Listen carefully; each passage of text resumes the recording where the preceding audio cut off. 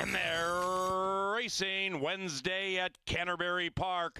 Dashing Darling did anything but dash out of the gate. Started in last. Pepper and Mint Spicy. Between them, Diablo's Canyon. Outside of that, Where's Maryland 4 wide. Wildcat Mini. And they dispute the early lead. After that, Competitive Nature drifting badly to the center of the track. Dashing Darling far back in last. Pepper and Mint battles it out with Diablo's Canyon. And right behind them, Where's Maryland, Wildcat Mini in the thick of it, getting the worst of it around the turn. After that, Competitive Nature running on gamely in the center of the track, about 10 lengths out of it. Then it's Dashing Darling. Up goes Diablo's Canyon, and Diablo's Canyon kicks clear by 3. Wildcat Mini rolls into second from Where's Maryland. Then it's Competitive Nature with an adventurous journey, but nobody's beating Diablo's Canyon, who prevails.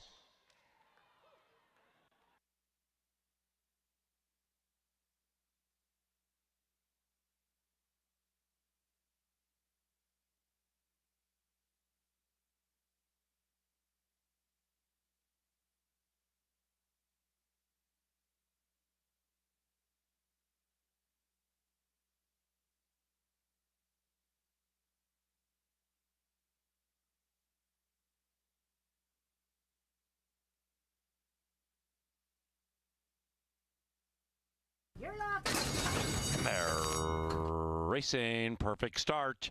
Drama Chorus looks to create a little drama in the wagering pools at 8-1, grabbing the lead early. And with 1 lap to go, it's Drama Chorus from Golden Bandit. And they're 2.5 lengths clear from Kennebec. Then we come to Tonka Warrior, about 5 lengths out of it. And the Brit, The Right Stuff, lags along 6 lengths from a lukewarm to tepid early pace. The Right Stuff just nearly clipped off the heels of Tonka Warrior, had to shift to the outside. Up the barn side they go. Race 2, Wednesday, Canterbury Park. Drama Chorus continuing to call the shots. Golden Bandit right alongside, each trying to extend winning streaks.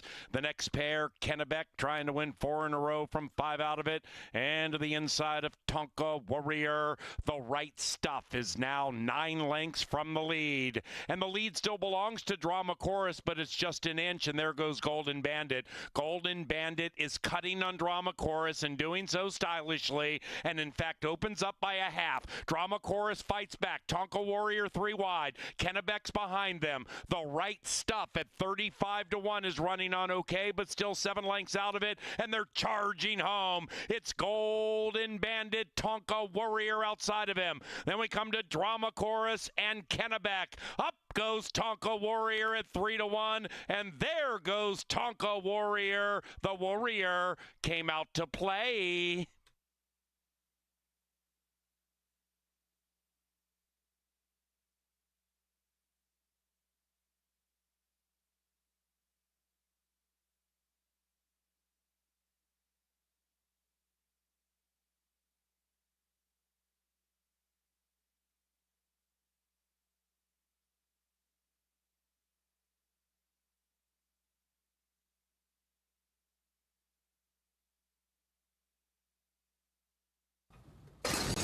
They're racing. Oh, pop them in a perfect line. And Hanging Tough pops out of the gate nicely. So does Smack Over Lime. Smack Over Lime at 2.5-1 grabs the lead. Tries to run away, but Hanging Tough is hanging tough. After that, Magic Dioro to the outside of Oro. Then it's Vesties. Vesties is 5 lengths from the lead and 4-5. Then we come back to Sassy Be Keen, last of the 6, and 6 lengths from the front, which belongs to Smackwater Lime. Hanging Tough on level terms to the inside. Vesties is picking off runners one by one. That's the one sequestered, though, to the inside of Oro. Magic Dioro is going back to last, overtaken by Sassy Be Keen.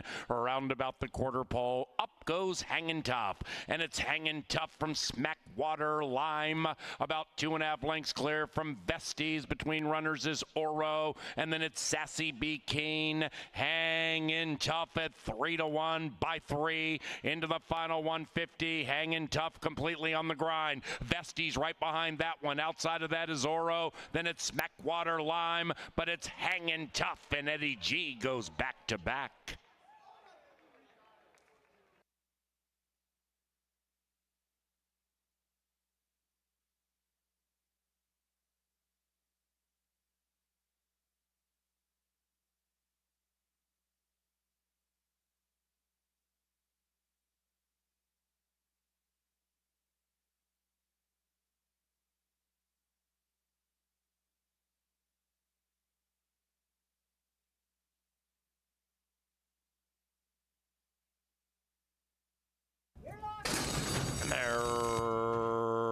Racing, perfect start.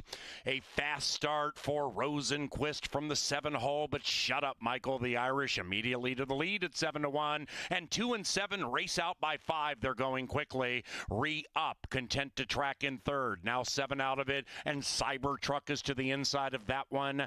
After that, we have Super Wise, 12 lengths from the lead to the inside of Air. The Frenchman is about 12 out of it, and 2 clear from Coastal Waters. Around the corner they go, chasing Shut Up Michael. Shut Up Michael looking to get loud in the winner's circle. Shut Up Michael by 1. Rosenquist in second by 1. Cybertruck to the inside of Re-Up, and those 4 are still 8 lengths clear from Air, who's to the outside of Super Wise. And Coastal Waters can see them all from 15 out of it. Shut Up Michael, 1.5. Off the far turn, Shut Up Michael at 9-1. Leads it from Rosenquist. Cybertruck, a big number, third, 2 out of it. Then it's Re-Up, 5 out of it. Air's beginning to run on a tad, 10 out of it. Super Wise, second last. Q's working on that one hard. And then last is Coastal Waters, well strung out that is, and they're still chasing Michael. Shut Up Michael. Cybertruck at 9-1 is challenging.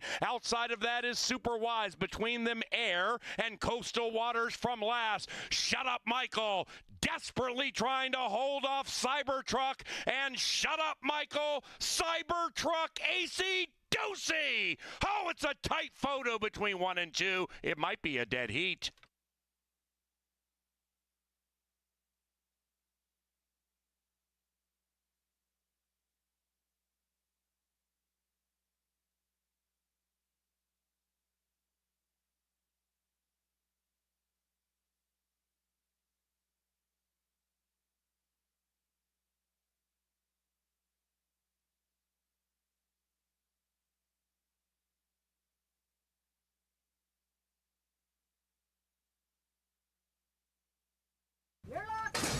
And they're racing. The quintet busted out of there is 1, and Driscoll looks to take the lead and run away and hide. And Driscoll at 4-5. Coyley gets down to the inside, leads it by about a length.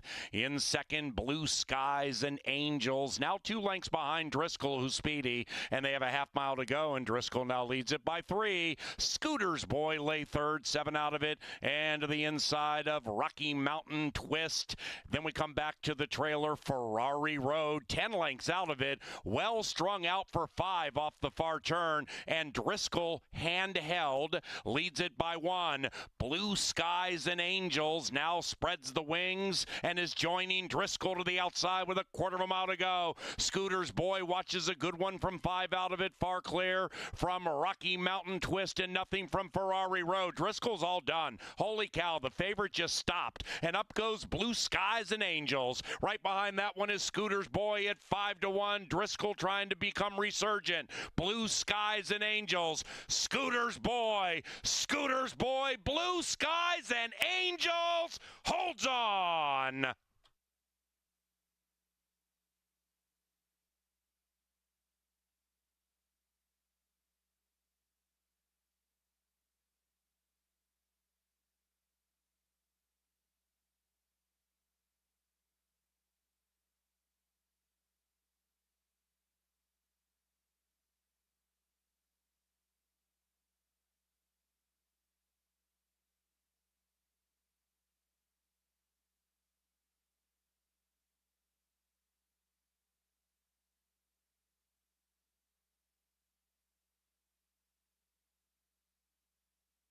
And they're racing. River Ransom is looking to flow right to the winner's circle. Martini Man debuts with speed and is looking to get up in there on the inside and just had to check a smidge as River Ransom now runs away by 3. After that, King of the Palace, that rider's looking for 3. The Man, the Myth is wide, 5 out of it, and behind that is Icon Do It. They're covered by 6 off the far turn, race 6, CBY, and King of the Palace make that River Ransom is sole alone in front. It's River Ransom still tightly held by the leading man, drifting a bit out, and in fact, Martini Man looking to take advantage. Outside of that, King of the Palace. Between them, Icon Do It is running nicely, shifting to the inside. Up goes Martini Man, and King of the Palace is looking to rule over race 6 and looking good. They're all chasing the King, and his Palace is the winner's circle.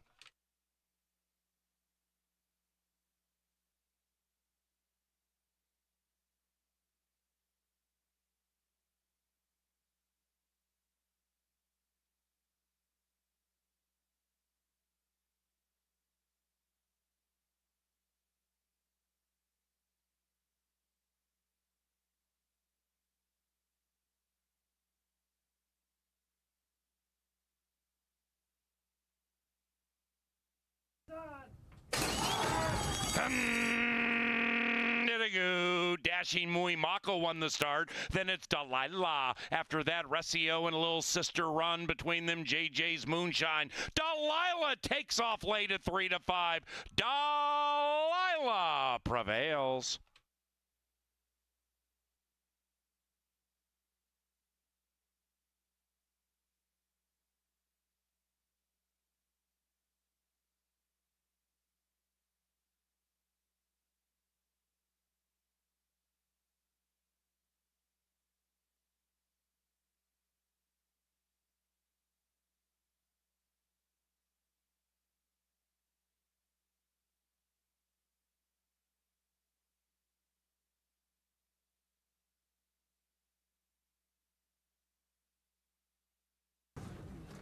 It's HOF Bob Morehouse time, and they're racing. Relentless Babe got the jump on the field. Jess Rocket Man now finds his stride. Relentless Flash between them. El Galito is the white horse on the outside. Jess Rocket Man, quite classy, and also the Bob Morehouse champion.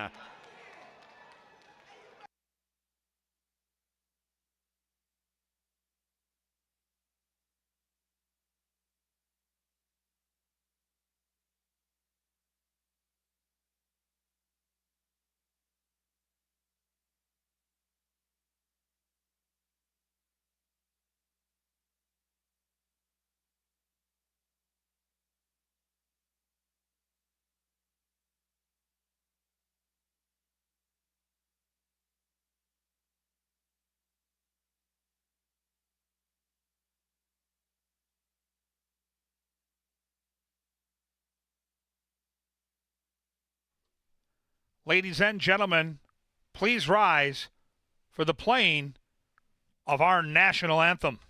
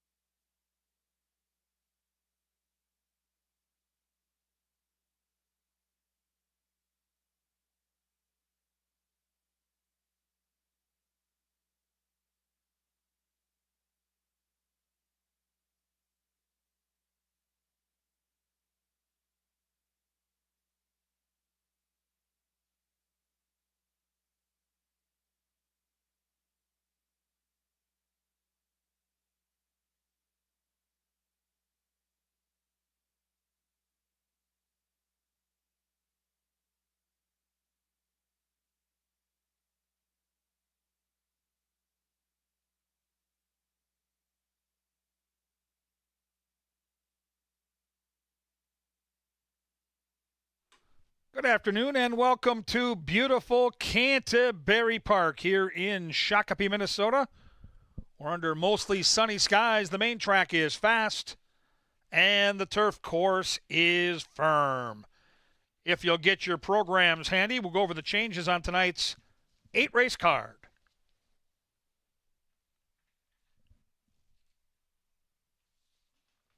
No changes in races 1, 2, and 3, all free and clear. No changes. Race 4, scratch number 10, High Ransom. Number 9, Shaman Says, is a gelding. 9's a gelding, 10 is scratched in the 4th.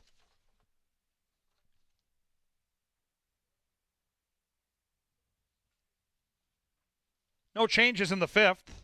5th is free and clear.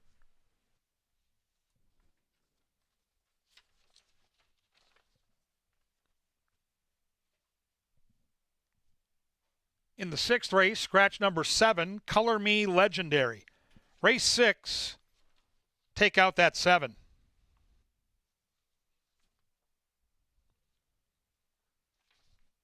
Race 7 has no changes. Race 7, free and clear, no changes.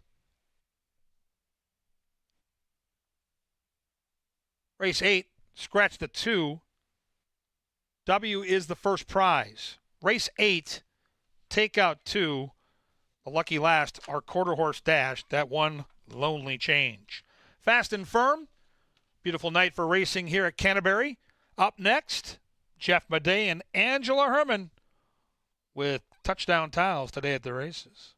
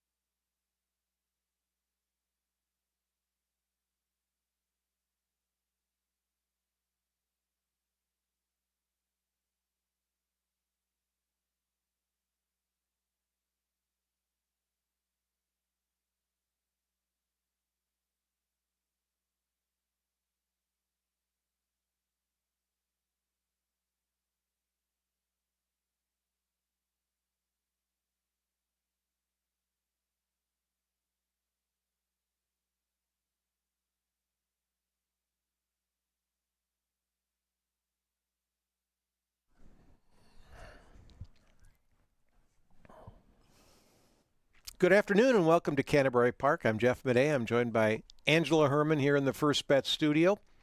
And we're here to preview tonight, but we're also going to look back to the past and also a little bit about the future. And let's start there.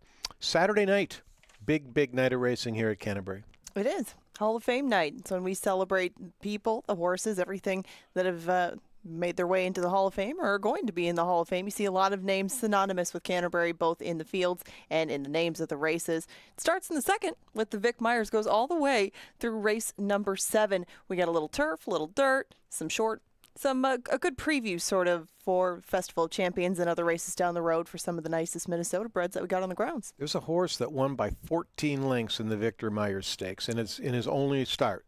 There it is right there. Street Warrior just absolutely demolished the field. Can this horse win with that little amount of seasoning, the Victor Myers? Of course he can. You know, he's got the talent. It just took a little bit to get him to the races. He's got some other speed to his inside and outside, but it's not like any of these have really taken a chokehold of the division, if you will. They've taken turns running big races, beating each other in the past, and they have different styles and maybe different eventual goals. I think a couple of these might want to go a little bit longer. Derby might be on their mind. Your favorite horse, Midnight Current, draws the rail in the Minnesota Turf Distaff. I can't believe you made a video of her without me, but yes, Midnight Current is very much my favorite. I don't love the rail draw, but she's got her hands full with Retired Kathy, with old barnmate Let's Skedaddle in there. Gypsy Reward just won earlier. She's My Warrior gets to the turf, and Scent of Success did beat this one earlier in the summer. That is not going to be an easy group to beat, but when she's on her game, I mean, as you got the word, she is very difficult to beat. Extreme Diva. She won the Northern Lights debutante last year. Went to Oaklawn, won twice, including a $150,000 stake race. She's even money in the Francis Kenter. She will be extremely tough to beat. I think you have to get kind of creative to find a scenario where Extreme Diva loses. Things happen. That's why they run them. But she, at least from what she's done thus far, towers over some horses that didn't even get as early a start and may have just broken their maiden recently and, again, have bigger things ahead of them as well. The fourth stake race on the card, the Ralph Strangis, the biggest field, 10 of them. Although I've heard that Eye on Rye will be scratched. That leaves 9 very contentious. Very speedy, and a lot of them lined up on the inside. We made a little clip about that because one of your favorite horses, perhaps your favorite horse, Xavier Dave, landed to the outside of what should be a lot of pace in the Strangis. I would expect it to at least be honest, and anybody who wants to go up and contend for it is going to have their work cut out for them. The fractions could be quick, and horses like him will definitely benefit. And then we have the inaugural running of the Mr. Dale Filly and Mare Turf Sprint, as we honor Mr. Dale, who was a founder of Canterbury Park, passed away last year. And this is a nice little race, too. 5 furlongs. I find those very tricky. Yes, it takes little things to make a big difference in these 5 furlong turf sprints. And he had some of the quickest Minnesotans that we've seen, too. Croc Rock and some horses that would have their hands full with horses like this. I mean, granted, these are fillies, but Peppermill is one that's kind of interesting. She's going to take some money. She needed that last race. I'm sure she had been off for a little while. She'll get all she can handle with Thunder's Rock and Roll, maybe a cleaner break, and some of the speed towards the outside of that group. Super good night of racing. It's Hall of Fame night. It is Saturday night. We start at 5 o'clock Central Time. And then we come right back Sunday with Extreme Race Day. There's ostriches, there's camels, and there's also zebras running down the racetrack. We've got a really nice thoroughbred card as well. And that Extreme Race Day, that starts at 1 o'clock. Then we're going to take a 9-day break. 9-day break, and we're going to have a rodeo out on the racetrack, right on the main track, right in front of the winner's circle on Friday the 19th, Saturday the 20th of July. That's a lot of fun. You can get your tickets online. There's reserved seating. There's general admission. You can mill around, see all the cowboys, cowgirls. It's going to be fun, and I know it's going to be extremely, extremely successful. Now, that was the future. Let's look back at the past. Last night, the Bob Morehouse Stakes, Jason Olmstead had 3 horses entered in there. One of them was Jess Rocket Man. Jess Rocket Man took quite a bit of time off. It looks like he's come back better than ever. Now he picks up that win in the Morehouse last night. Really couldn't have drawn it up any better, could they? He ran perfect, and Jason Olmstead, the barn goes 1, 2, and 3 in the Morehouse, but the heavy favorite, Jess Rocket Man, gets it done. And that was Olmstead's 7th win, I believe, in 8 years of the Bob Morehouse. Dickie Bob, a full brother to Jess Rocket Man, won it 4 times. Jess Rocket Man won it 2 years ago. And last night, the race right before the Bob Morehouse, full sister, Delilah, was victorious. Yeah. Could she win the Bob Morehouse maybe in the years to come? Why wouldn't she? Bloodlines say absolutely she can. Then we also had a little more history made last night. Heribert Martinez, former jockey, now a trainer, had never started a horse. He claimed a horse. He started it last night, and here's what happened. And up goes Blue Skies and Angels. Right by Blue Skies and Angels. Holds on. Blue Skies and Angels is owned by Herbert Martinez, who also is the winning trainer. That's a double play for Herbert Martinez. Well, to be honest, I have no words to explain it. It was a very emotional way for me, especially for the kid that rode the horse is like my son. And like, man, to be honest, I just feel so blessed, and I have no words to explain it. It was like, I was very, very happy. Congratulations to him, and we're hoping to wish a congratulations to Whistler a little bit later tonight. So fast he ran right off the graphic, and Whistler is looking to get his second win, going 5 furlongs on our turf course. That's going to be in the second race. It's a part of the first 5. He won't be a big price, but he's a horse that you can count on with everything really in his corner. It has been a while since we've seen him, but Whistler was very adept to racing with very little experience, and I think he can get the job done in race number 2. Use him in that first 5 sequence. That's coming up in about 18 minutes. That's right. That's Angela's play of the day. Always, always a dangerous thing. Don't overlook the play of the day. Whistler is what we're looking at. Whistler. Now, more of the present, and that's the jockey and trainer standings, and Luis Fuentes still on top. Of course, yeah. He has been leading the way through the season and still bringing in horses on both surfaces. He's just one that you can't find a specialty for because he's ridden so well with everything. So, I mean, he remains 8 up on Eddie Gallardo. Serafin Carmona still having a great season. Maybe a little more gap between those two. I saw Gallardo on a couple of live mounts tonight, but still, you see some new names up there, and it is fun to watch them duke it out in the jockey standings, and it's been a good race behind Luis Fuentes. Eddie G, though, carving into that lead. He had 3 winners last night. I think he's loaded, absolutely loaded on Hall of Fame night, too. Yeah, and so is the name at the top of that roster, Mac Robertson.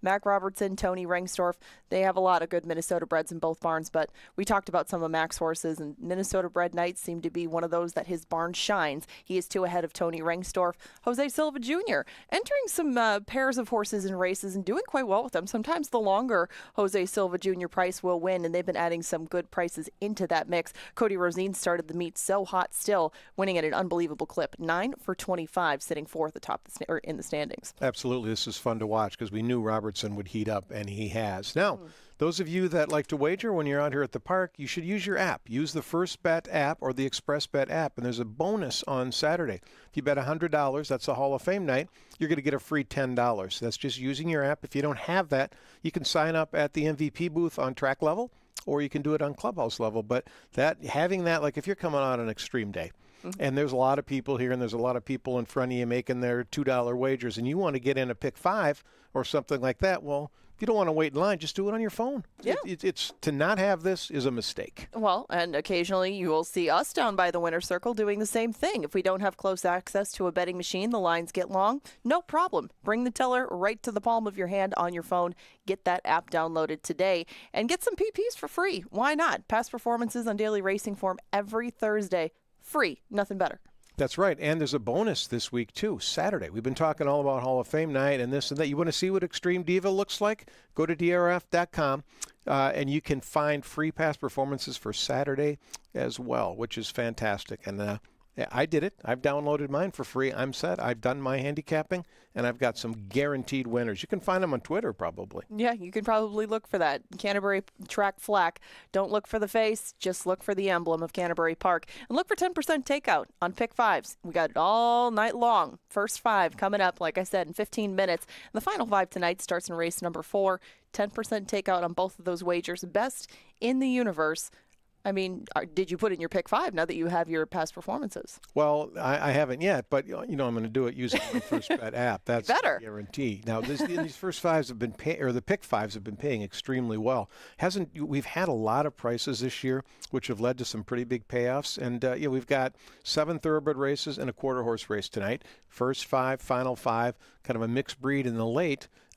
If you can beat a favorite, though, Ange, we've seen it time and time again now. It doesn't take that much for that, the pick 5 that might have paid $100 that have been all favorites to pay several thousand. Well, right. And even last night, I think the pick 4 something paid like $17.40. We had some favorites in the quarter horse races, but the pick 5 paid $277. What a difference one race and 10% takeout can make. And that's the appeal of playing the first 5 or the final 5. If you've never done it before, don't be intimidated. You can use as many horses or as few horses in each leg as you'd like, but 50 cents and 10% takeout make for a smart wager if you have multiple opinions in that sequence. Just put one together and give it a shot. Kevin Gorg is going to give it a shot, too, shortly. Yes, he is. Kevin is going to get ready here to take us through race number 1. We've got a lot of great things going on tonight, including the Groom of the Week presentation right after that first race. That's presented and sponsored by Luro Boots and by one of your favorite places, Bravi's Craft Mexican Kitchen, right across the street. I went there for lunch. It was about a month ago with some of our new employees. They have this pineapple bowl. Yeah. It took 2 servers to carry it out. The thing was so big. It was unbelievable. So you can stop at Bravi's on your way home after the races tonight. Of course, after you hit the card casino first and play a little blackjack, maybe play some poker as well. We doze but never close at Canterbury Park. I think that's the old dark man saying. So, there's just so much to do here at the park, including wagering on this opening event here. And Kevin Gorg, he's going to put you on a winner. Kevin? Thank you, Jeffrey. Yeah, we start the first 5 out with a competitive group of 6 here in the lid lifter. This is an attractive field of allowance optional claimers with a purse of just over $30,000. Some talented racehorses in here. Let's handicap together. We'll start on the inside. Horse on your screen right now is the 1 Citrus Bay. Eduardo Gallardo's been a hot jockey all season long. Multiple wins yesterday. Rides this for the Tranquillo gang.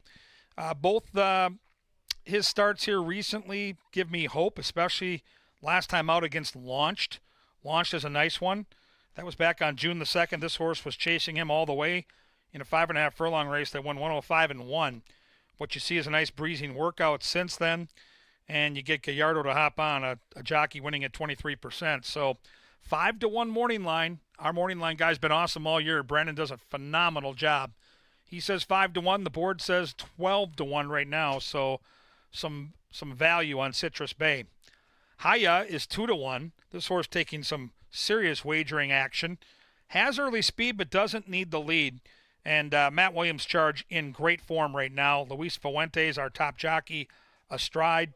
1-2 back against Similar, and then was chasing the Alligator Hunter last time. One thing I'll tell you is it was better competition last time, but he sat behind a 3-horse speed duel, and it looked like turning for home. He had the race to win or lose, and he did not sustain that bid. So a little bit of a red flag. That was on a muddy track, and he's got really good numbers on a wet track. But if he gets a trip here on his best day, he absolutely should be one of the top players on paper and can win. Number 3 is Euromantic. This one for Vic Hansen, Luis Valenzuela. Lots of good early speed. And look who this horse was running against last year at Canterbury. Bodenheimer, Reckoning Day, Ship at Red. These are some real nice sprinters. And he comes out of a race won by Jack's Outlaw. Both Hap Hot and Jack's Outlaw exit that June 8th turf sprint and head to the winner's circle. And what I like about his first start of the 2024 season is he made a really nice middle move into a 44 1/2. That tells me he's under the radar here and super sneaky. Don't sleep on the 3. If he gets loose at any point, he could be a problem. The 4 is Hey Now. Kelsey Haar's been bringing in prices all year. Paul Allen yesterday gave us the information in the press box. She's averaging over $33 on her win prices when she scores. Now, we're not going to get that kind of price here, but 4-1 for Ryan Kenny. And in a race that is loaded with horses that either want the lead or want to press the pace, I'm talking 1, 2, 3, 5, and 6. They all have quite a deal of early speed. This is the one horse that probably sits off the pace and makes one run. If they go extremely quick, Hey Now is going to be a big-time threat in the Canterbury stretch. Top pick for me, like a lot of handicappers, is the new gelding here, number 5, Distorted Pro. Carmona for Mac Robertson. The Robertson barn, per usual, starting to heat up here as the temps rise and we get into the heart of the campaign here at Canterbury. 3rd off the layoff, couple of nice wins. Doesn't look stylish when he wins. Like, you know, both those wins, you go back and watch the replay, Carmona's had to work around the far turn to get him in position. But, boy, I tell you, he does finish strong in the lane. He can sit off the pace, and you see him on TV right now. And if you're down in the paddock, you can get a feel for the energy he's showing off. He looks really good physically in the track with those Novogratz Silks astride. Outside is Central Park. This could end up being a real nice claim for both Mr. Silva and the Boyers. This is a horse that wheels back on short rest, but, boy, he loves to run. 11 wins from 32 starts for Central Park. Outside attack post with early speed. Pena sticks around to ride for Silva. 5 career wins on this racetrack. Cannot sleep on that 6-1. I've got him third, but I absolutely think if the pace sets it up and he can sit outside, maybe Haya goes, maybe the 3 goes, he'll be in a real good position. Like the 5, the 6 looks real good physically in the paddock. Interesting race to handicap here. It starts the first 5. I'll have a ticket for you in about 3 or 4 minutes. Here's the grid of handicapper selections. It's a beautiful Thursday night. 7 thoroughbreds, 1 quarter horse race. Fast and firm. Welcome to racing from beautiful Canterbury Park.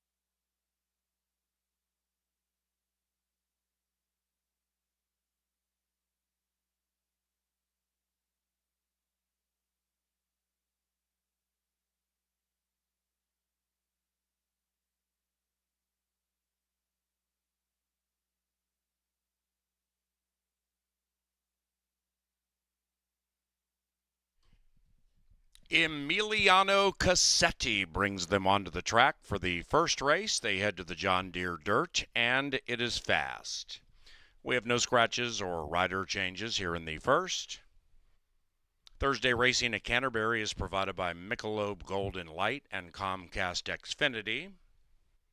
And we also thank Appalados, Continental Diamond, Jim Beam, Kim Crawford Wines, and Quick Trip. The first race is provided by Loeffler. To the gate in 5 minutes, and welcome to the races.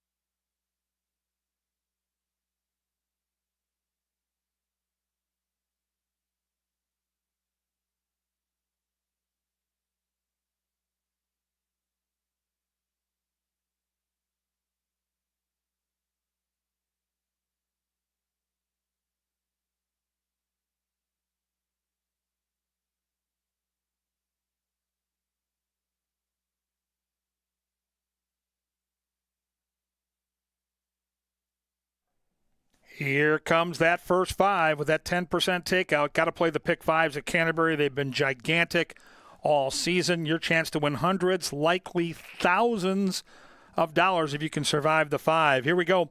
$72 ticket I've assembled for tonight's first 5. I'm going to use the 2, the 5, and the 6 here in the lid lifter. 5 my top pick, but I think both the 2 and 6, if they can get a little breather at some point in the race, are talented enough to get loose turning for home. Second race, the rubber meets the road. Turf Sprint. I love Whistler.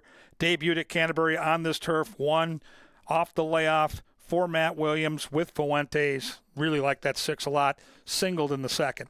Third race looks a little bit pesky. Cheap maiden claimers, that tells me I'm going to have to spread. 1, 4, 6, and 7. My top pick is the 7, who is 5-1, and I think likely goes off maybe more than that. Fourth race on the turf, another maiden race, 4, 5, and 9 for me in that race. Another tough race. My top pick, the 5, is 8-1.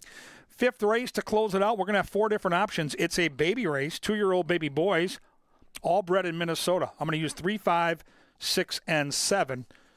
$72 ticket. 256 with 6, with 1467, with 459. Close it out with 3, 5, 6, and 7. Play mine, modify mine, play your own. But you can't win it if you don't get in it. These pick fives have been unbelievably cool. Multiple tickets this year have paid over $30,000. We've had some $15,000 tickets. Get these tickets together. Learn how to play the pick five. It's a game of survival. Survive all five. You share all that cash. In our early pick five last night, they bet over $55,000 into the pick five pool. 3 minutes now. 3 minutes.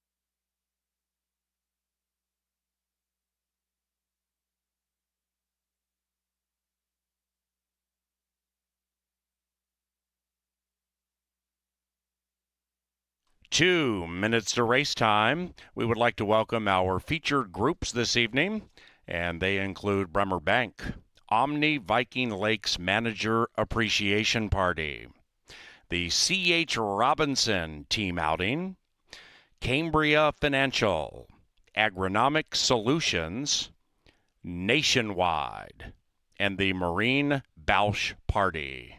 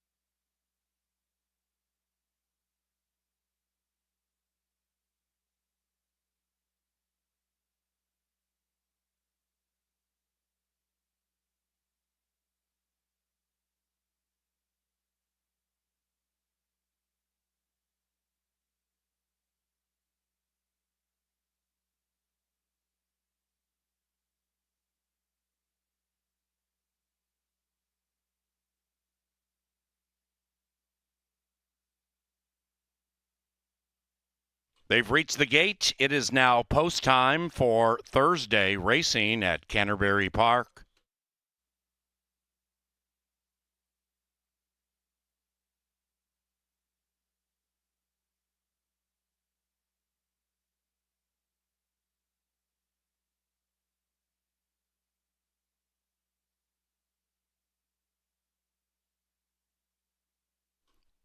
Good afternoon or good evening if you are taking in the CBY card in the Eastern time zone.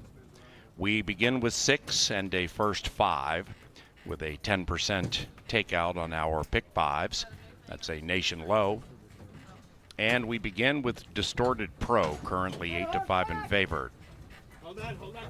Past main track, Thursday, CBY. 1, Rambunctious.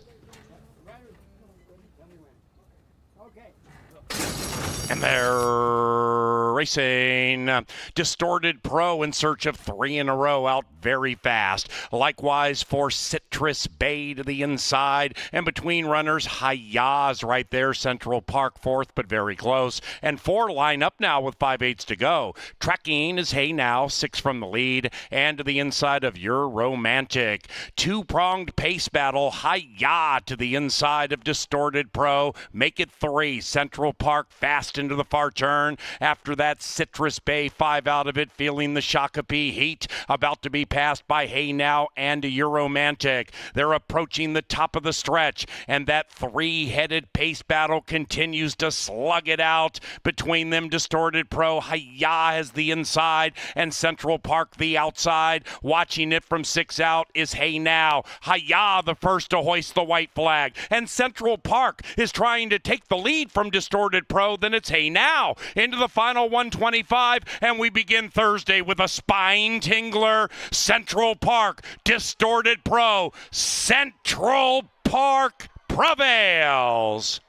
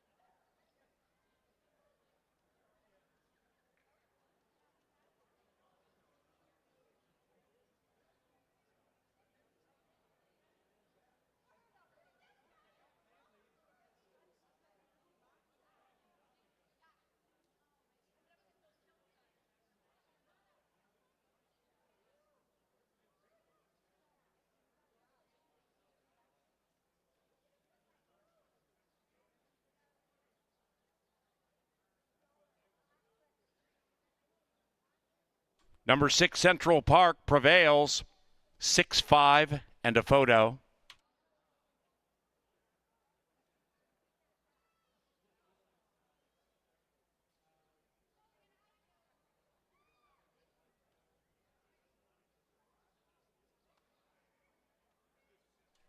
Six, 5, 4, 2.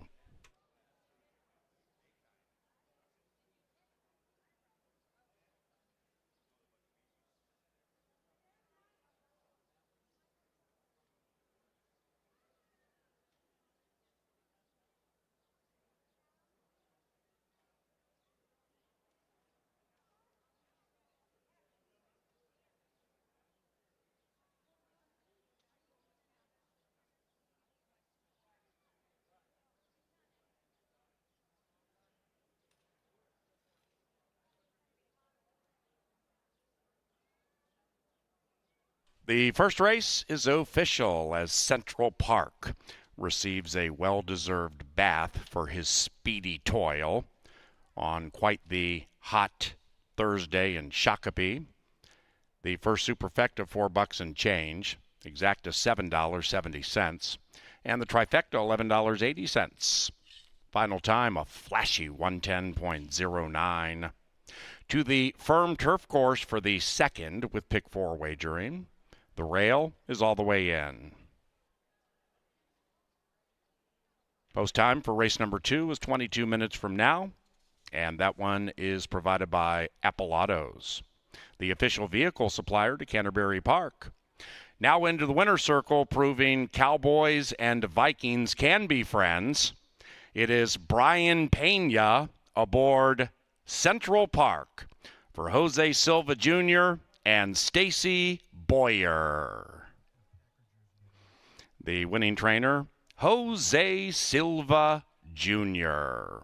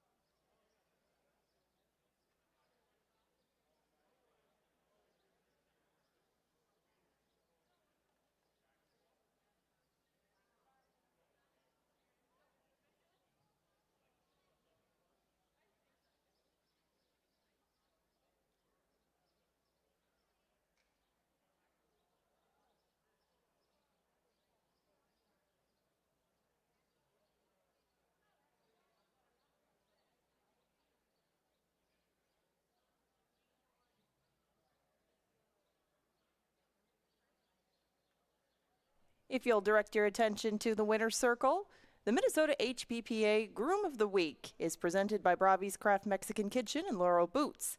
Each week, we honor a groom here at Canterbury Park, and the HBPA this week honors Baron Span. He works for trainer Jerry Livingston, and according to Jerry, he does everything well, including running the shed row. He has an eye for detail and an intuition with the horses that he uses officially as a groom, but does so much more, including galloping for Jerry. He can let his trainer know how his horses are moving and how they're feeling. Congratulations to Baron Span, the Minnesota HBPA Groom of the Week. And thank you to Bravi's Mexican Kitchen and Laurel Boots for sponsoring Groom of the Week.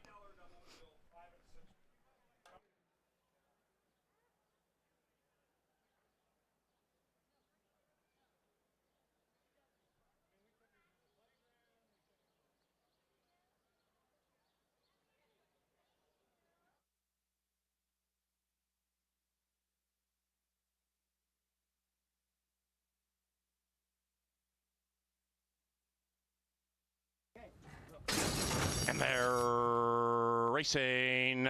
Distorted Pro in search of 3 in a row, out very fast. Likewise for Citrus Bay to the inside. And between runners, Hayaz right there. Central Park fourth, but very close. And 4 line up now with 5/8 to go. Tracking is Hey Now, 6 from the lead. And to the inside of Your Romantic. 2-pronged pace battle. Hayah to the inside of Distorted Pro. Make it 3. Central Park fast into the far turn. After that, Citrus Bay 5 out of it, feeling the Shakopee heat. About to be passed by Hey Now and Euromantic. They're approaching the top of the stretch, and that 3-headed pace battle continues to slug it out between them. Distorted Pro, Hayah has the inside, and Central Park the outside. Watching it from 6 out is Hey Now. Hayah the first to hoist the white flag, and Central Park is trying to take the lead from Distorted Pro. Then it's Hey Now into the final 125, and we begin Thursday with a spine tingler. Central Park, Distorted Pro. Central Park prevails.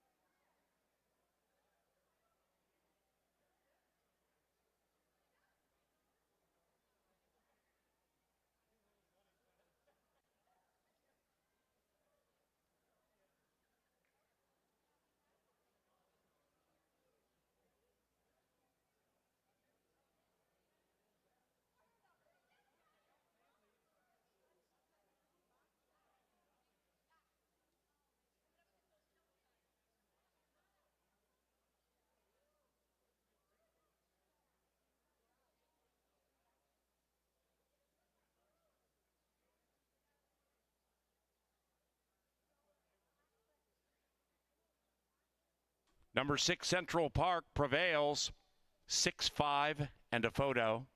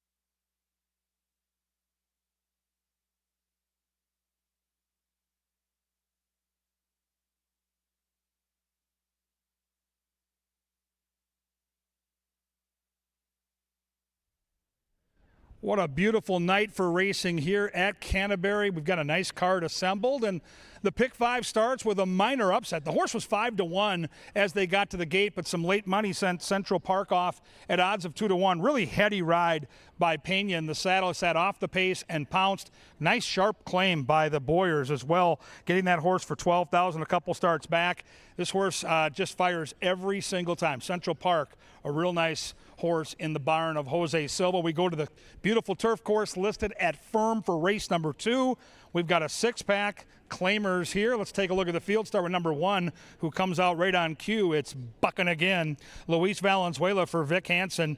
This horse is all speed. Last time out, stuck against Allowance Company, going 22 flat to the opening quarter mile. That speed could serve him well, because today it's a distance of just 5 furlongs, and we're on the turf. Bred for the grass, good-looking horse, lots of speed, good gate jockey, sneaky long shot at 9-1.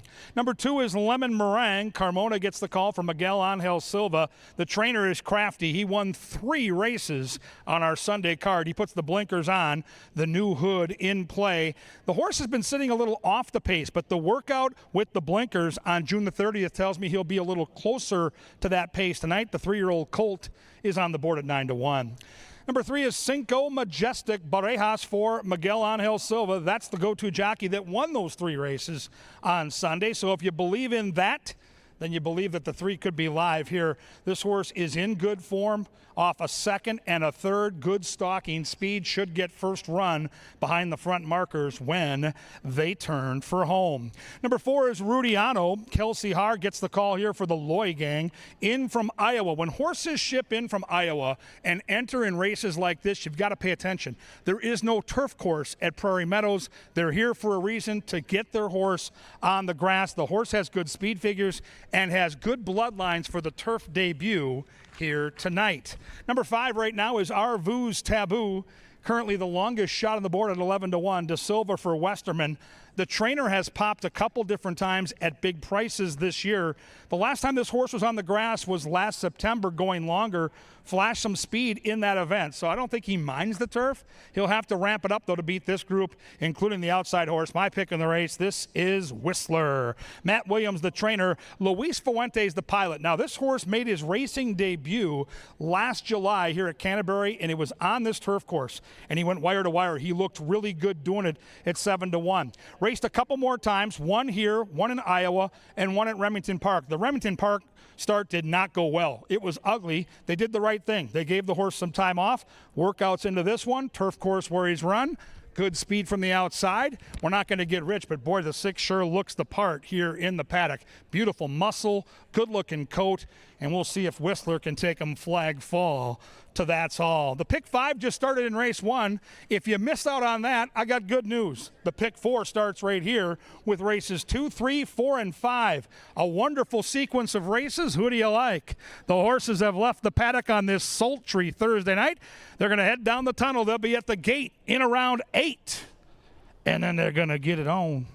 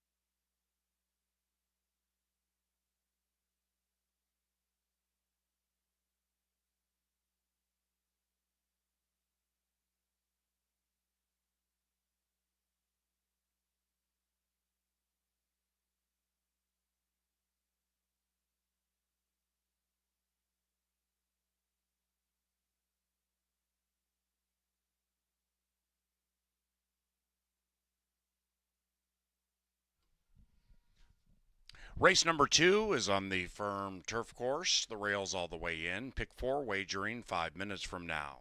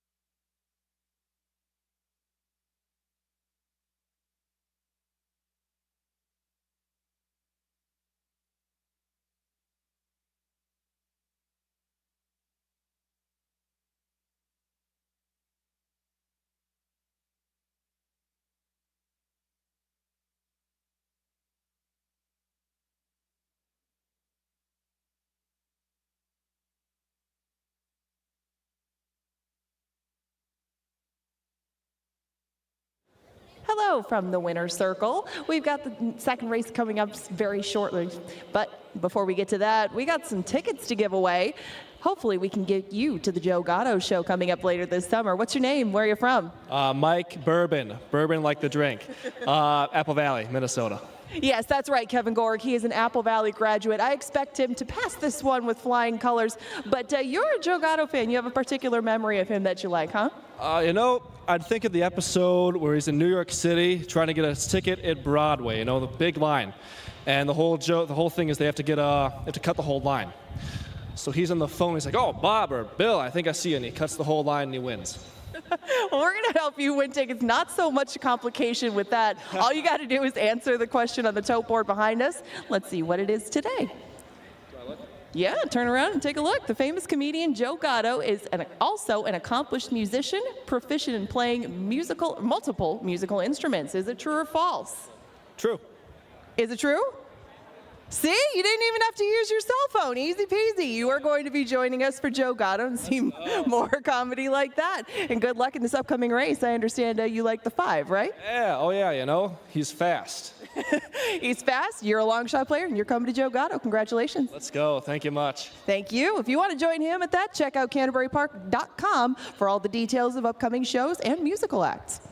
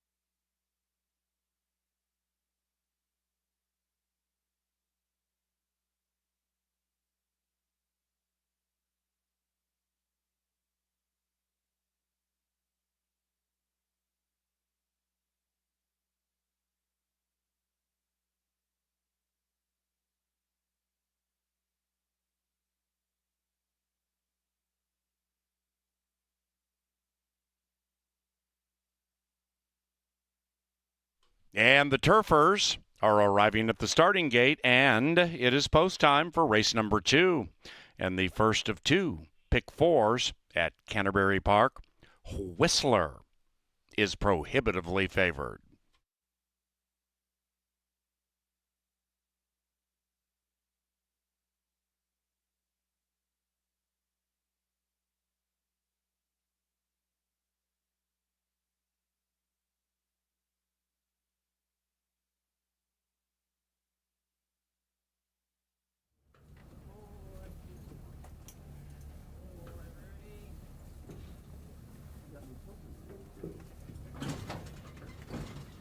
The Steam team has tripled up on Whistler.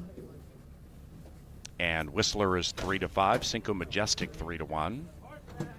Whistler and our leading jockey Luis Fuentes last in. And they're racing. Whistler off sweetly, not so much for Bucking Again, started in last.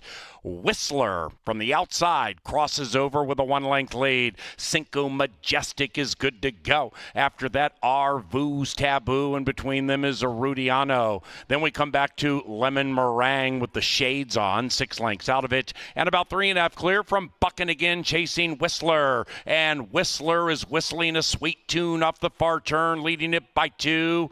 After that, Fausto da Silva pushing on Arvu's Taboo. Cinco Majestic taking second. Kelsey's all over Rudiano. Then we come to Lemon Meringue running on Whistler 3. Whistler shifting ground in doing so with a 3-length lead. On the outside, Arvu's Taboo starting to pay attention to running with Cinco Majestic in second. But Whistler absolutely dominated at 1-9.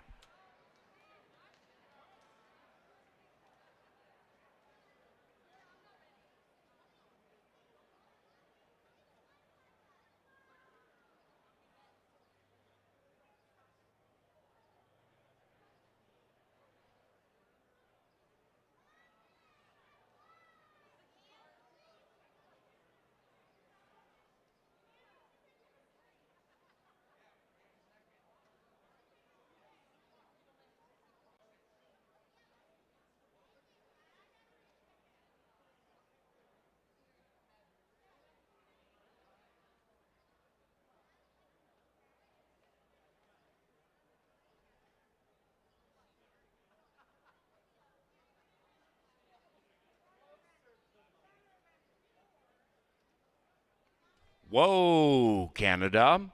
The one from British Columbia prevailed. Whistler first, 6-3-2-1 in 55.92.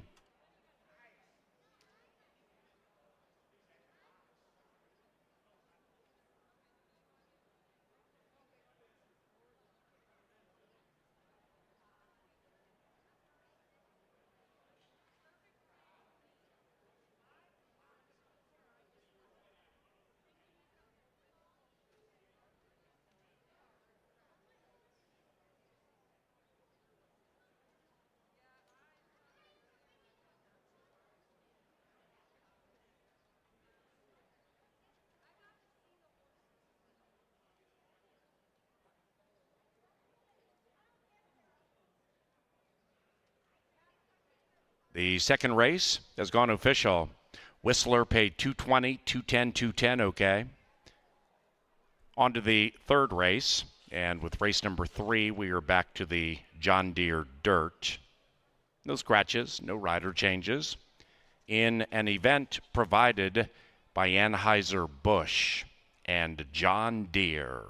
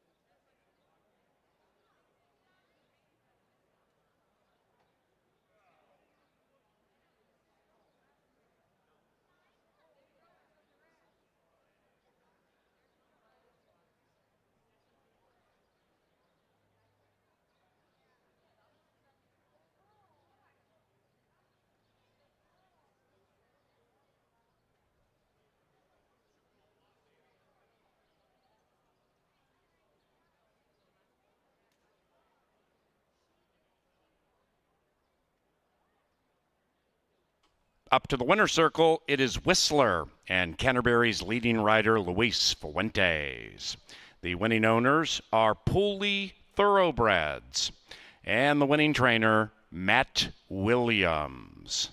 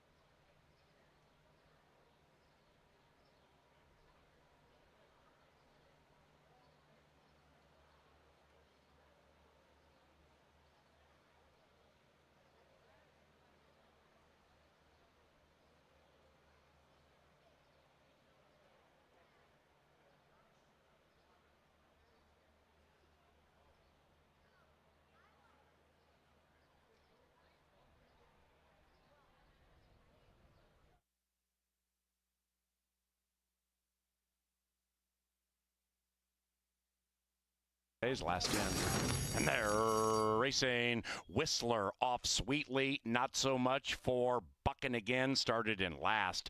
Whistler from the outside crosses over with a 1-length lead. Cinco Majestic is good to go. After that, Arvu's Taboo, and between them is Rudiano. Then we come back to Lemon Meringue with the shades on, 6 lengths out of it, and about 3.5 clear from Bucking again, chasing Whistler. And Whistler is whistling a sweet tune off the far turn, leading it by 2. After that, Fausto da Silva pushing on Arvu's Taboo. Cinco Majestic taking second. Kelsey's all over Rudiano. Then we come to Lemon Meringue running on Whistler 3. Whistler shifting ground in doing so with a 3-length lead. On the outside, Arvu's Taboo starting to pay attention to running with Cinco Majestic in second. But Whistler absolutely dominated at 1-9.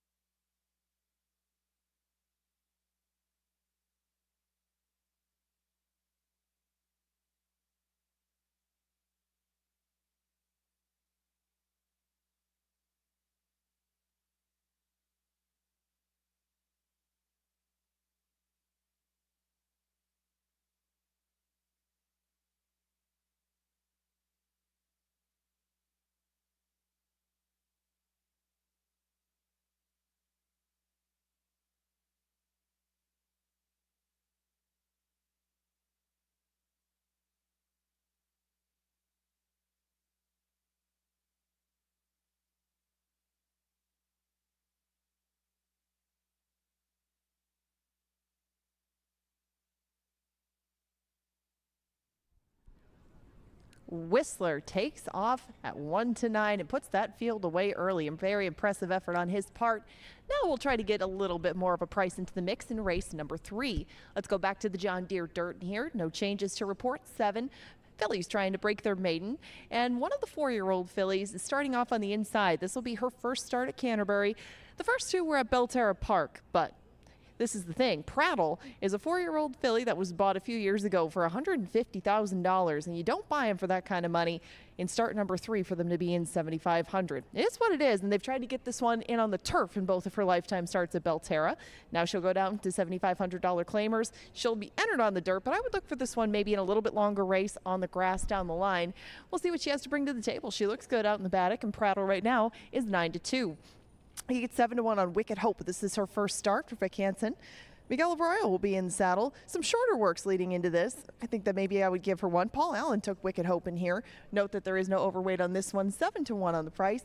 And she's wearing a hood around here for start number 1. Whistling with Class is in start number 3. This is the other 4-year-old of the bunch, and they put blinkers on this filly. Whistling with Class hasn't shown too much speed up to this point, so it makes sense that they would put the blinkers on and maybe get a little more out of her today.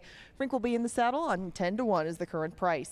Global Risk right behind her is far more experienced than any of the inside 3. This is start number 9, and it's her 3rd here locally, and they've both been at this level. They've been similar finishes too. This filly has chased the pace and just not had much of a forward move to her. She's one of 2 representatives from the Rarick barn, and she definitely has the better form leading into this start, but Global Risk has to find a way to just get that extra oomph down the lane. She has been very short prices in those 2 defeats, and right now she is 2-1.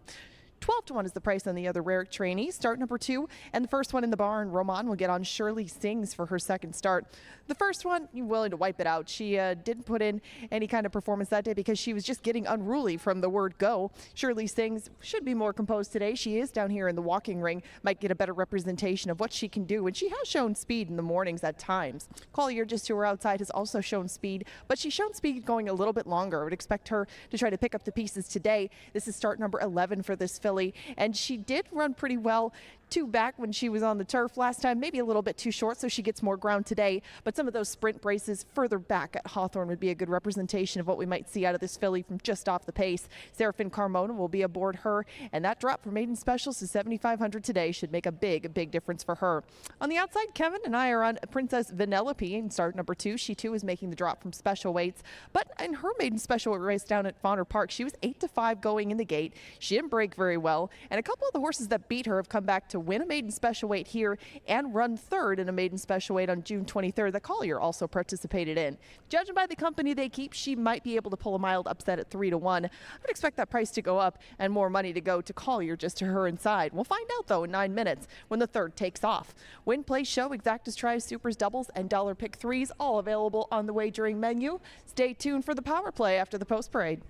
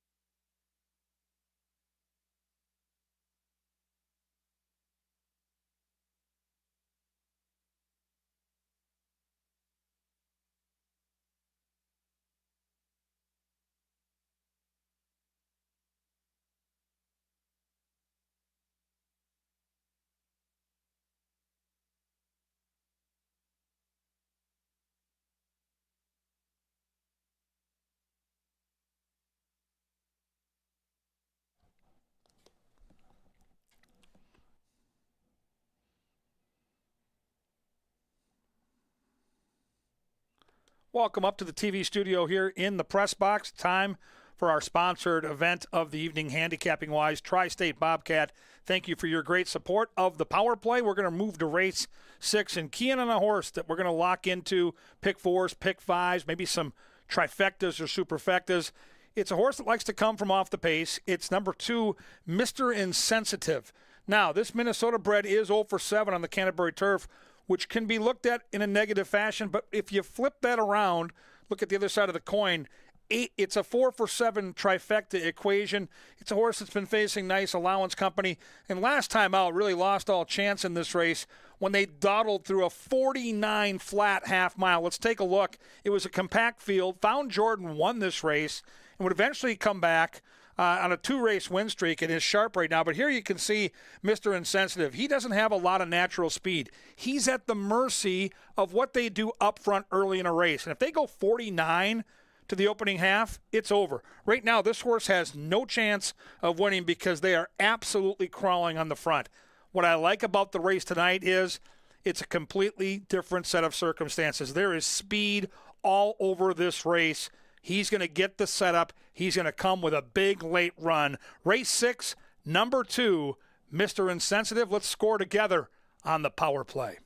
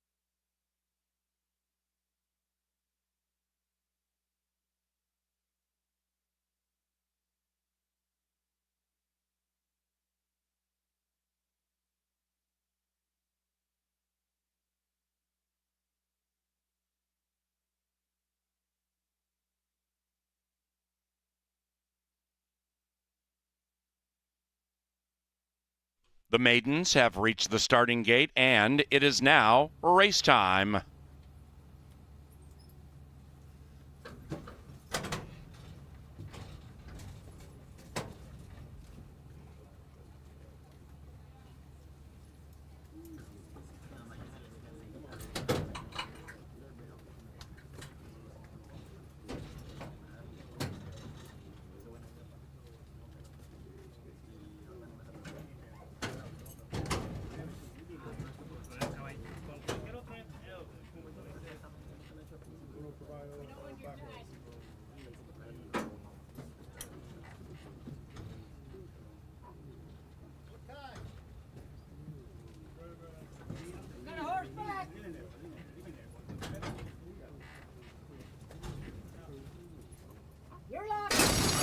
And they're racing. Number 5, Shirley Sings, missed a few notes out of the gate, about 20 out of it. The others kick on. Global Risk with good speed. Then it's Collier. After that, we have Princess Vanellope in third, stalking about 2 lengths from the front, and right in front of a Whistle with Glass. Then we come to a recovering Shirley Sings. Holy cow, flying right by the firster, Wicked Hope. Now to be just about 13 lengths out of it, and they head into the far turn chasing Collier, and Collier has taken the lead from Global Risk. After that, we come to Princess Vanellope advancing a bit to the outside. Then it's Prattle.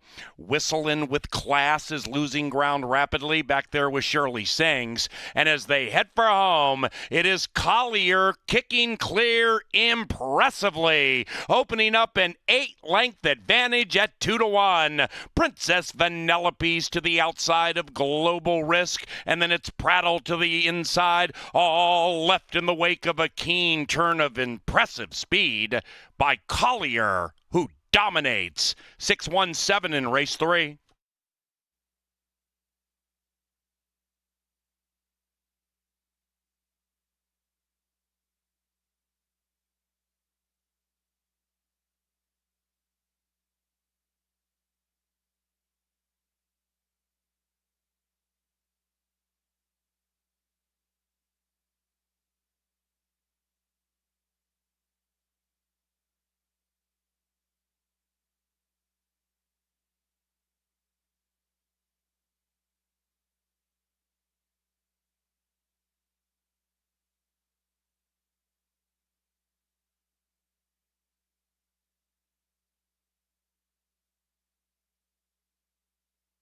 Ma.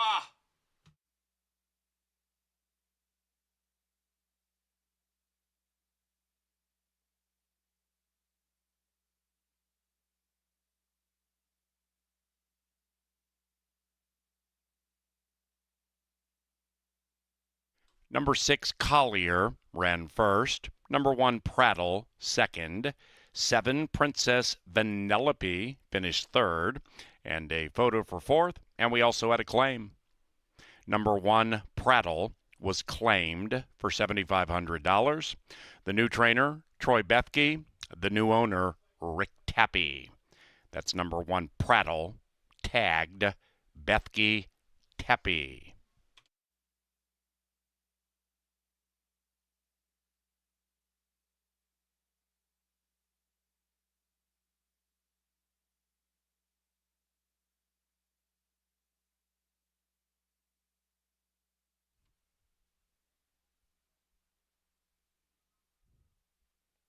Global Risk fourth.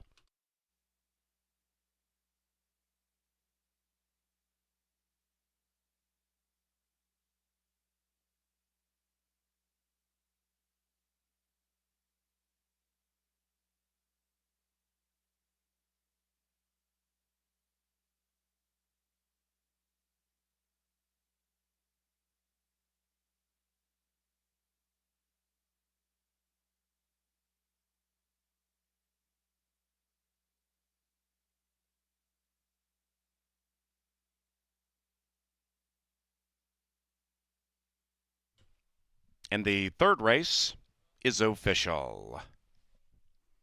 We head to the fourth race, and race number 4 at Canterbury Park begins our final 5. That's the second of 2 pick 5s. 10% takeout for both. In the fourth, to the turf, which is firm, scratch 10, I ransom.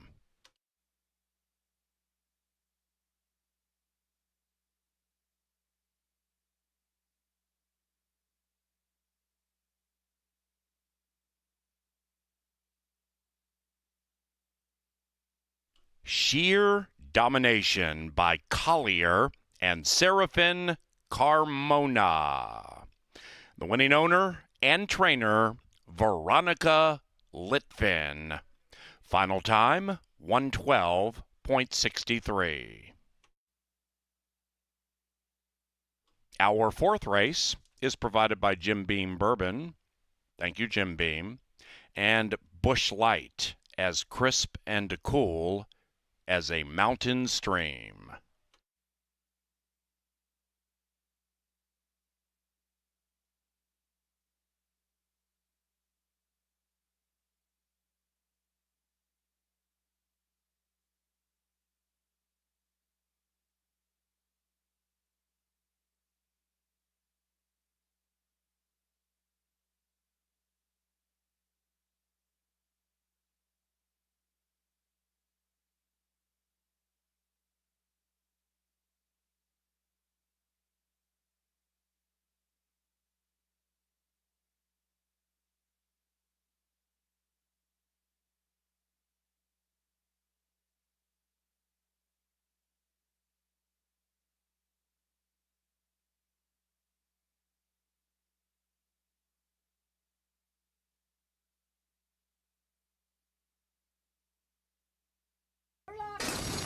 And they're racing.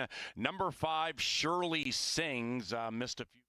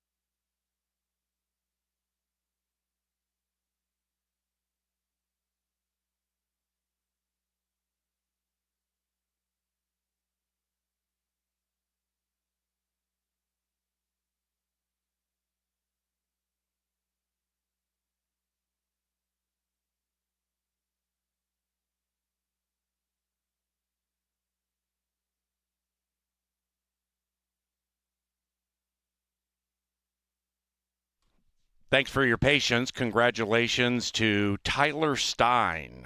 He is the Minnesota Quarter Horse Racing Association Trainer of the Month. Won 3 races in June, more than any other quarter horse trainer, and finished in the top 3 with 8 of 14 starts. We welcome Corey Wilmus, president of the MQHRA, along with Adam Beal and Shahara Smith and Brittany Hedberg from Muddy Cow, the sponsor of the Quarter Horse Trainer of the Month. Congratulations, Tyler.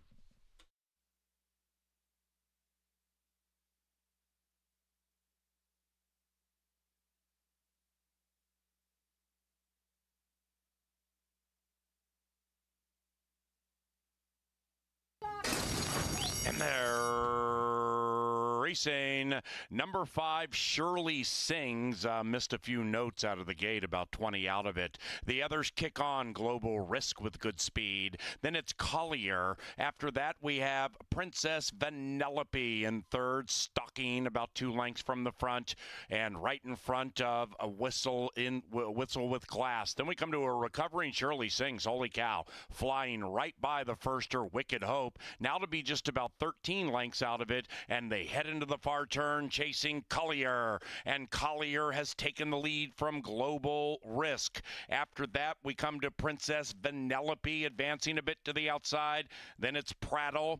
Whistling with Class is losing ground rapidly. Back there with Shirley Sings. And as they head for home, it is Collier kicking clear impressively, opening up an 8-length advantage at 2-1. Princess Vanellope's to the outside of Global Risk, and then it's Prattle to the inside, all left in the wake of a keen turn of impressive speed by Collier, who dominates 6-1-7 in race 3.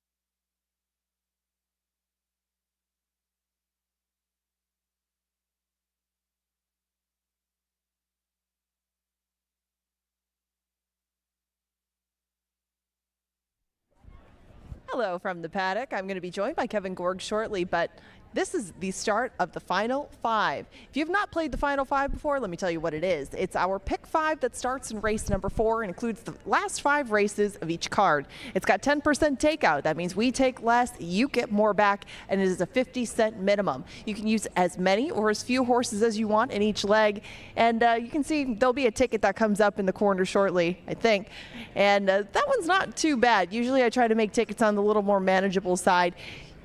Yeah. It'll be up there at some point. We'll go into race number 4, 7.5 furlongs on the turf. Just come and join me now, Kevin. We got 9 to get through here, so we better get started. And riding solo on the inside is one of the Troy Bethke trainees that ran really well last time. There were 2 of them in that July 4th race. This one outran the other and showed speed on the front end. 7.5 on the turf, a lot different animal, but what do you make of him? Well, you get first-time Lasix. Karen Offerman's here tonight, which I always like when the owners are here with a long shot. Bred for the turf. They tried to get this horse on the turf just under a year ago, early August last year, in a race that was reined off the grass. So the bloodlines tell me the horse can handle the grass, has a touch of early speed. So win side would be ambitious, but if you're going to build a tri or superfecta, I could see this horse being in the mix at a good number.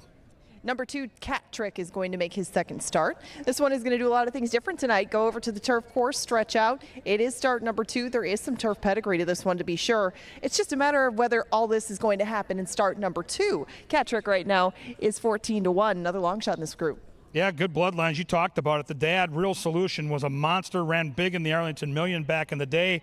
Just not a lot to go on from that debut. I like the gate jockey, Luis Valenzuela's crafty out of the gate. Both the 1 and 2 have good energy early as they walk along. I'd love your thoughts on the 3 here. This is the Pete Matson homebred, Josh's Drama. The negative is 0 for 12, but only 0 for 1 on the turf, crowded field, and I think early speed allows this horse maybe to avoid some traffic. Well, and Josh's Drama has used that early speed on multiple surfaces to pick up those 5 second-place finishes.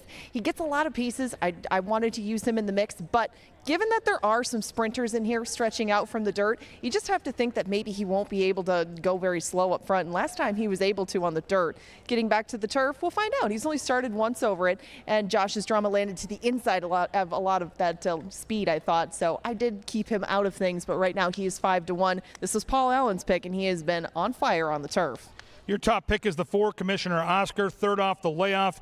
Good closing kick on the turf, 2 back, and a trainer that is starting to heat up in predictable fashion. And last time he was in that race that was rained off, or in a race that was rained off the turf. He was second that day, but he was a lot closer than he normally is. You usually see this horse come from way, way back. You see that guy in the green shirt over there. That's Joel Byrne. He told me to bet everything I've got on Commissioner Oscar to come from off the pace today and get the job done. He's 2-1.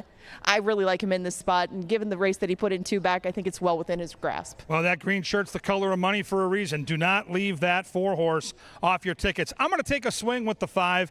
I loved the debut for Rhino to Grace. I'm an old Cubs fan from back in the day. Ryan Sandberg was one of my favorites. Bruce Rican, as good a guy as there is. Gallardo, solid pilot. We don't know about the turf. That's the unknown. We don't know about the 2 turns. I do think the horse looks fantastic down here, and I'm going to take a swing at a price. Right now, that price is 4-1. We got to hustle through these outside horses.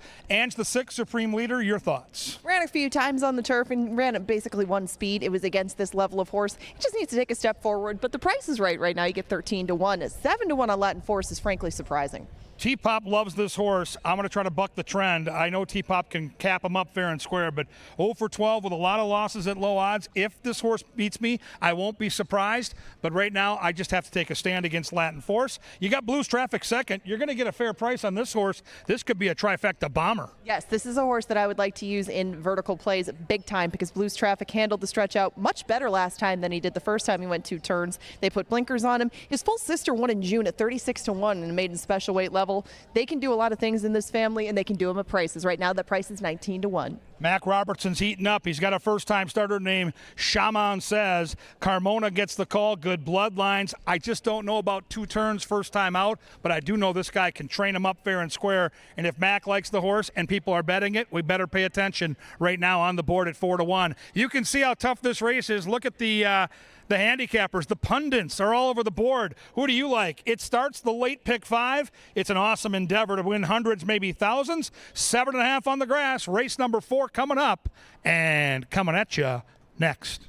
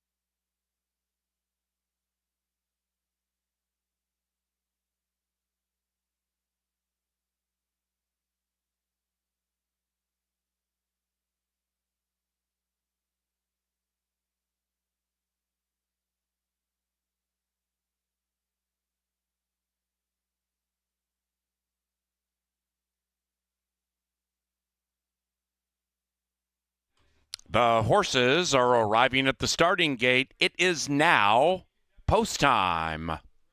Post time for the fourth and into the second pick 5.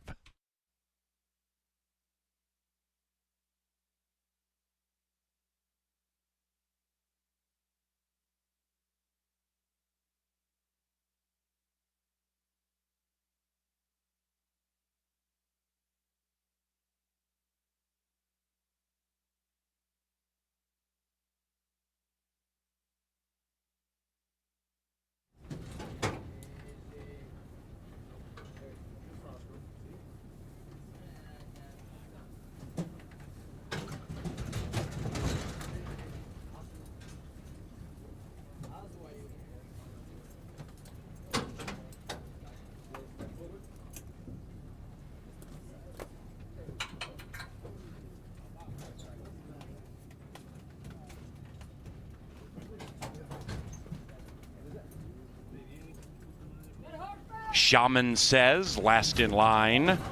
9 in the line, race 4. And they're racing. Shaman Says was off 2 steps slowly. Josh's Drama pops the gate speedily at 9-1 with Riding Solo to the inside. And after that, we have Rhino to Grace. And as they head around the turn for the first time, it is Josh's Drama establishing lone speed by 2 from Riding Solo. Now, riding up on the inside is Catrick. Wider out, we have Blues Traffic. Wide around the turn, but on the move, 5th and about 4 lengths from the lead. Then we come back to Supreme Leader Sequestered to the inside of Latin Force, and outside of that, Commissioner Oscar in the clear, 8 lengths behind Josh's Drama, who still leads it by 1. After that, we have Shaman Says, last but only 9 lengths from the lead, and into the far turn they roll. Josh's Drama trying to pull some upset drama. Riding Solo in second. Right behind them is Catrick begging for a way through. Then we come to Blues Traffic, definitely right in the thick of it. Josh's Drama a neck. After that, Rhino to Grace. Now Latin Force is closing up on the outside. Then we come to Supreme Leader, 7 lengths out of it. Commissioner Oscar second last, and the firster Shaman Says at the tail. Josh's Drama jumping all over the place. Inside, Catrick's making a big move, and so is Supreme Leader next to the rail. Then we come to Rhino to Grace. Up goes Catrick at 30-1. Catrick is 30-1. Josh's Drama comes back, but Catrick has blown the tote board to Bemidji.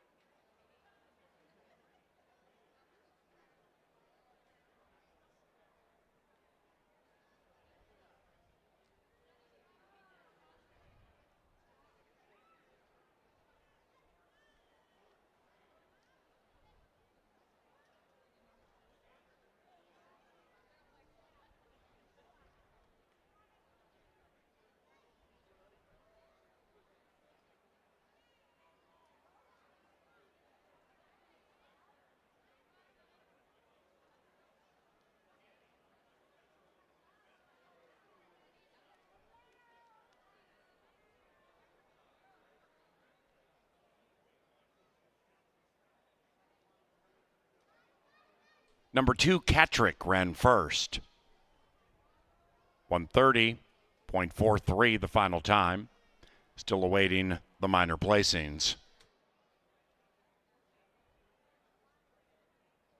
The numbers underneath the long shot Catrick.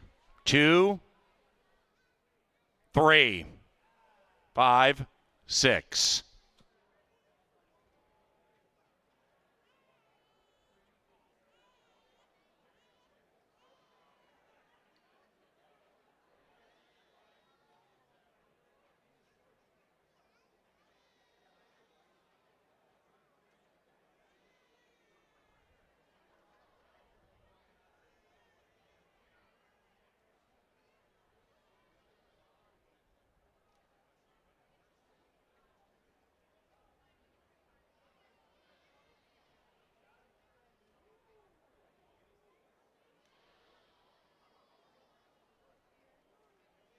Race 4, official, $1 exacta, $442.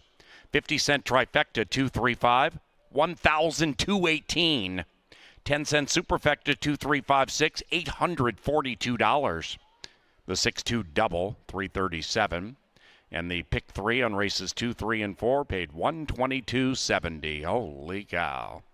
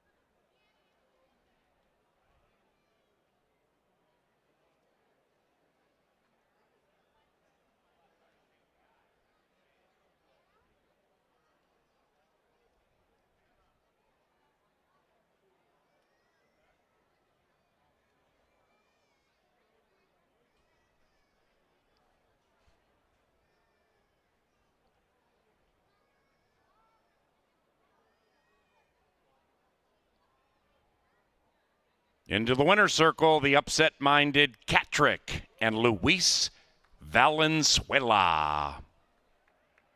The winning owner is Craig Bond, and the winning trainer, DVW, David Van Winkle. DVW trainees went 1-2. Catrick is a 3-year-old chestnut gelding by Real Solution, out of Memorable Finish, bred in Minnesota by Hannah Miller.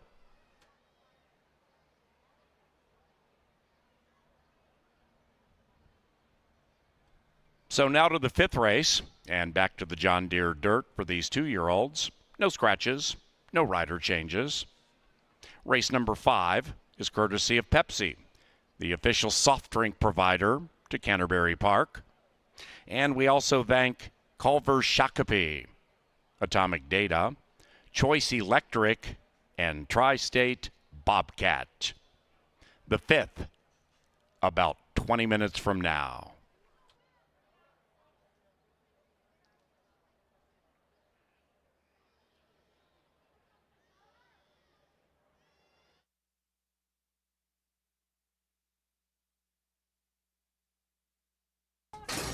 And they're racing. Shaman Says was off 2 steps slowly. Josh's Drama pops the gate speedily at 9-1 with Riding Solo to the inside. And after that, we have Rhino to Grace. And as they head around the turn for the first time, it is Josh's Drama establishing lone speed by 2 from Riding Solo. Now, riding up on the inside is Catrick. Wider out, we have Blues Traffic. Wide around the turn, but on the move. 5th and about 4 lengths from the lead. Then we come back to Supreme Leader Sequestered to the inside of Latin Force. And outside of that, Commissioner Oscar in the clear. 8 lengths behind Josh's Drama, who still leads it by 1. After that, we have Shaman Says. Last but only 9 lengths from the lead. And into the far turn they roll. Josh's Drama trying to pull some upset drama. Riding Solo in second. Right behind them is Catrick begging for a way through. Then we come to Blues Traffic. definitely right in the thick of it. Josh's drama, a neck.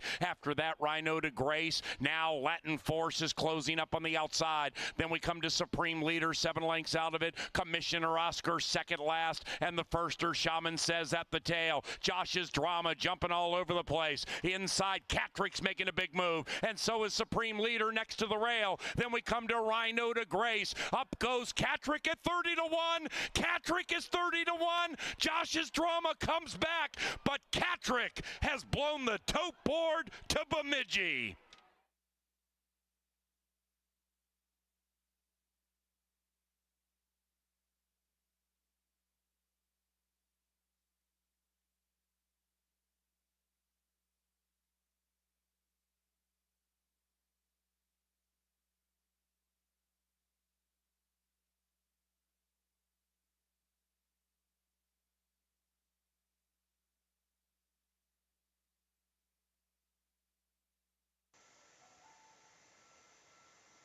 Hey, Natalie.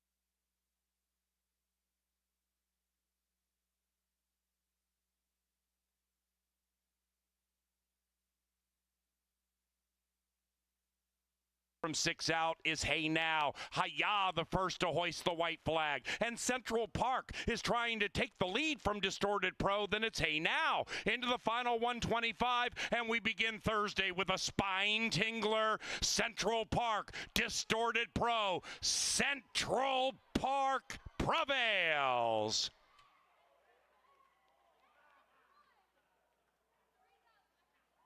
He's all over Rudiano. Then we come to Lemon Meringue running on Whistler 3. Whistler shifting ground in doing so with a 3-length lead. On the outside, Arvu's Taboo starting to pay attention to running with Cinco Majestic in second. But Whistler absolutely dominated at 1-9. Kicking clear impressively, opening up an 8-length advantage at 2-1. Princess Vanellope's to the outside of Global Risk, and then it's Prattle to the inside, all left in the wake of a keen turn of impressive speed by Collier, who dominates. 6-1-7 in race 3.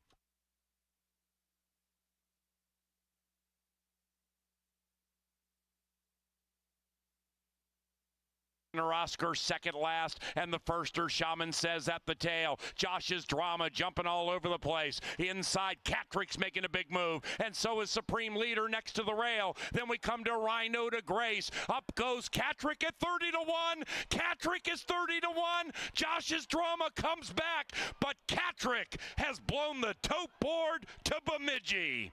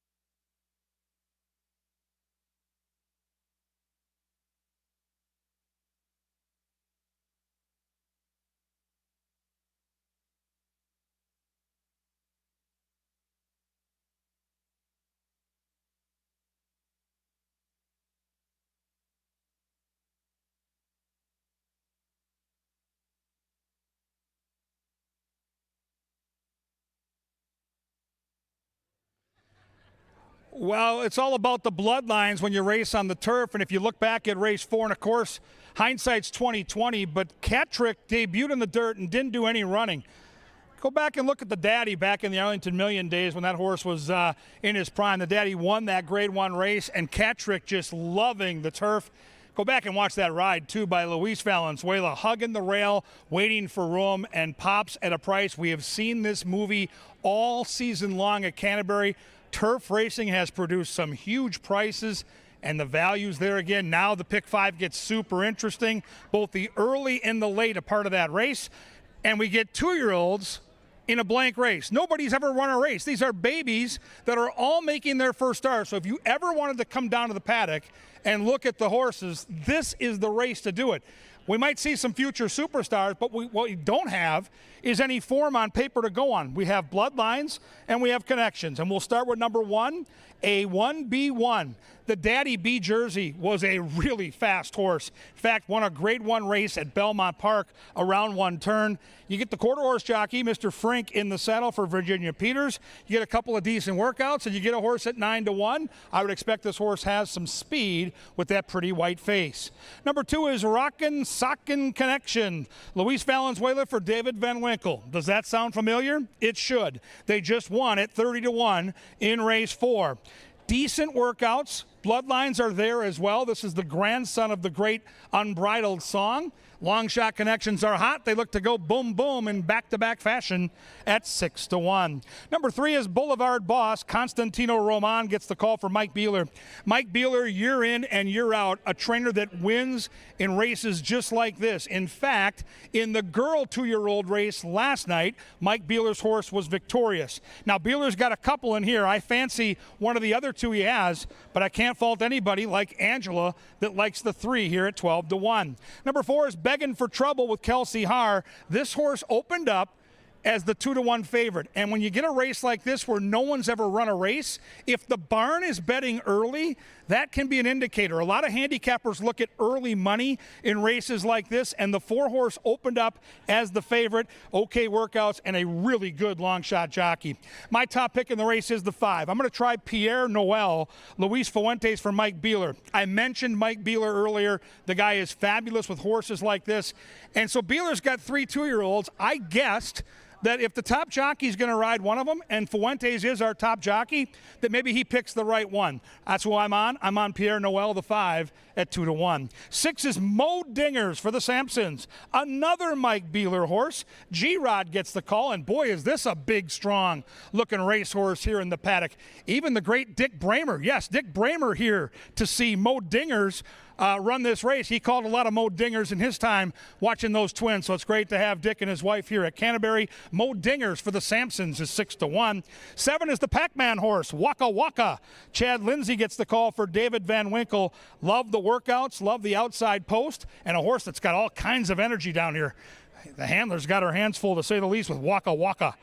8, Blushing Bee, De Silva, Westerman, another B Jersey horse. So the sons of B Jersey bookend the field. And this horse is behaving quite nicely. Blushing Bee, chill as could be out here in the paddock. Another one making the debut. 8 of them bred in the great state of Minnesota, all making their racing debut. Yes, it's a guessing game, but if you can find your way to the exacta, trifecta, or superfecta, you're going to cash for size. Race 5 coming up. Race 5 coming at you with that late pick 4, and it's all next.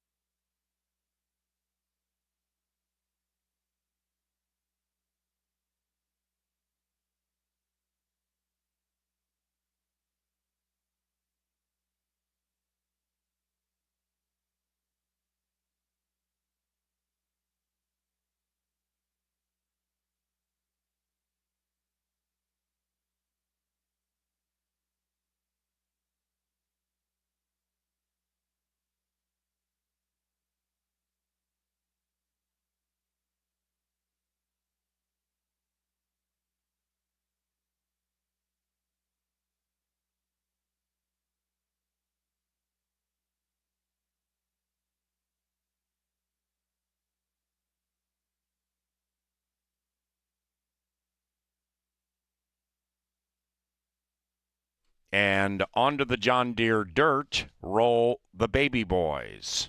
Race number 5, 6 minutes from now.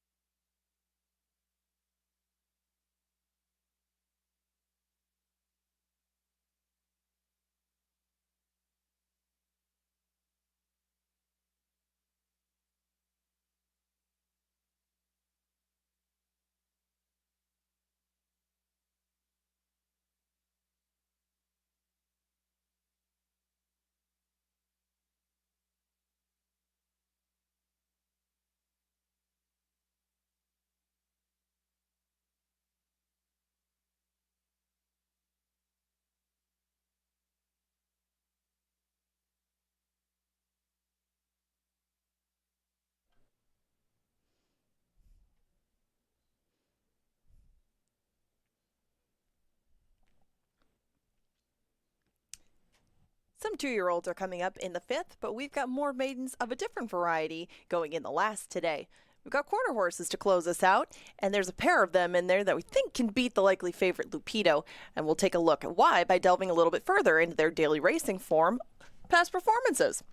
These two are both from this Tyler Stein barn. One New Year Flyboy, and he's coming in hot. Both represent the trainer of the month from June, and both of these two ran in a June 27th race that saw one as the favorite and one not as the favorite. That's down here in this column. That's what the asterisk means by he's coming in hot. He was the 2-to-1 favorite that day, and his stablemate, even though he was a longer price, ran very well in defeat to run third. Now, if you look at the chart from that race, this is it. You see a lot of bold. What that bold means is that a lot of these horses are coming back to run in this race tonight. It's easier to use these kinds of races as a yardstick when they've run against each other before, but there's some excuses for one New Year Flyboy, and he's coming in hot. I mean, one New Year Flyboy doesn't need much of an excuse, but he's coming in hot as the favorite, was running in his first start of the year. You can see that he gets into the race for about halfway, he tires out just a bit, and his stablemate goes by him on the outside.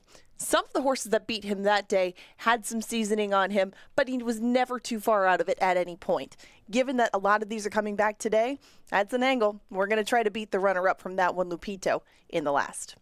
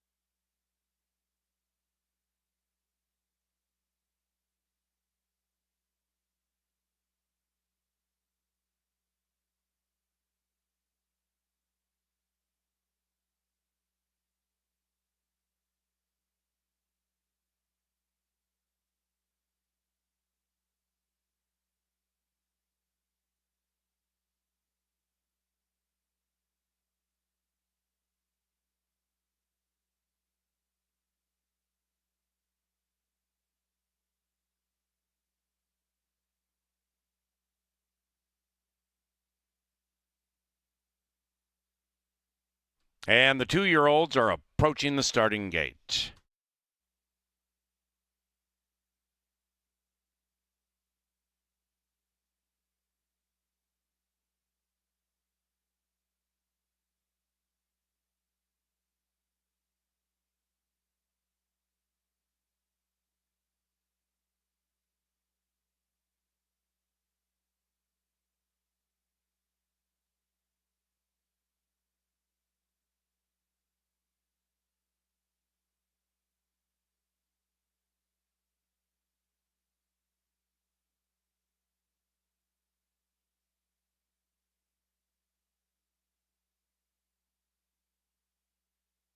It is now post time for race number 5.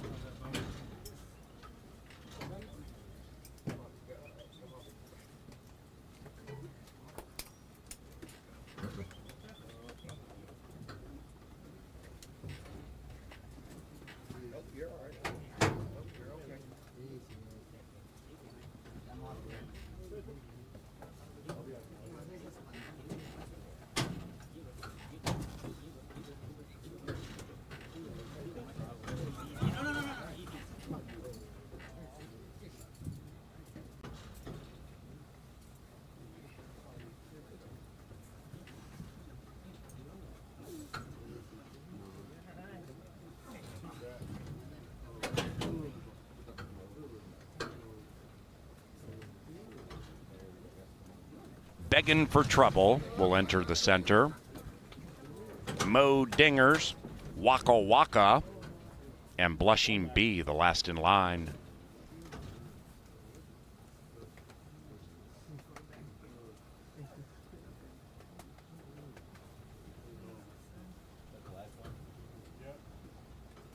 Pierre Noel, favored.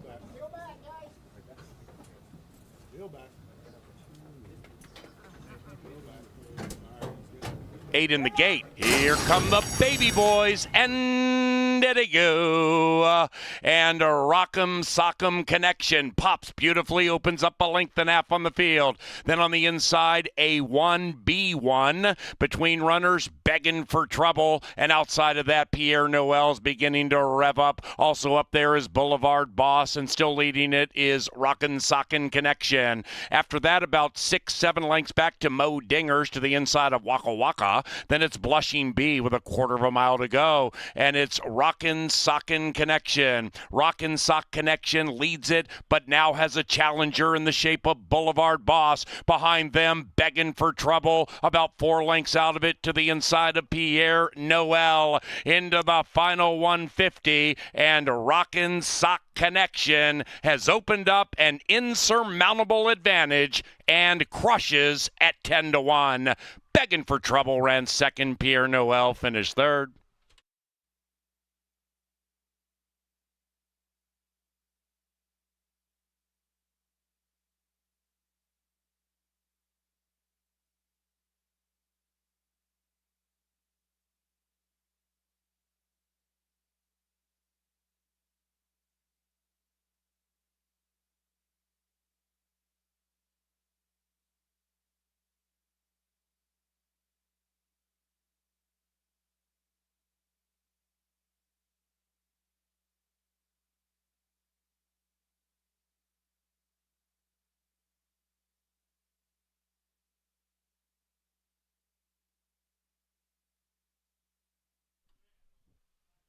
Number 2, Rockin' Sock Connection ran first.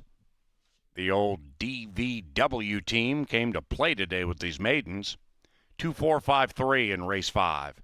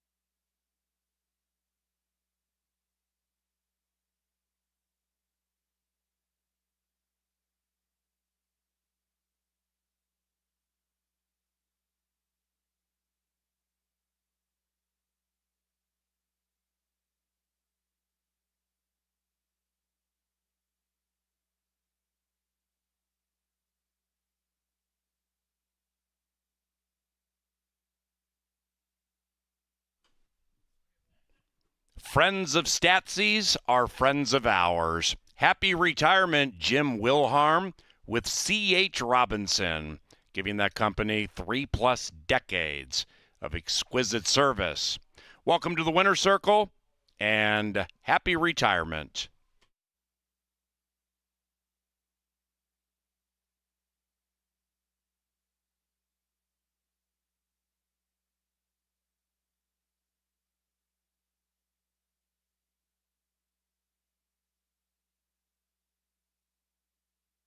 And the 5th race is official.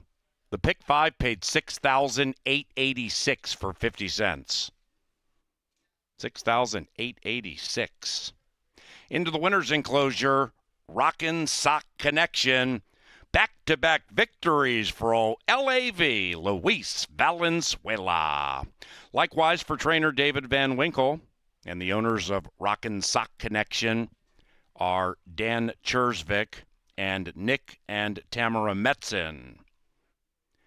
This 2-year-old bay gelding, bred in Minnesota by the owners, is a bay son of midshipman out of Moon Dancer. Pick 4 paid $1,832. Just another day at the old park with massive payoffs in pick 4 and pick 5 wagering. Race number 6 for your pick 3 pleasure takes us to the firm turf course. Scratch number 7, Color Me Legendary. Race number 6 is about 20 minutes from now, so bet more, win more.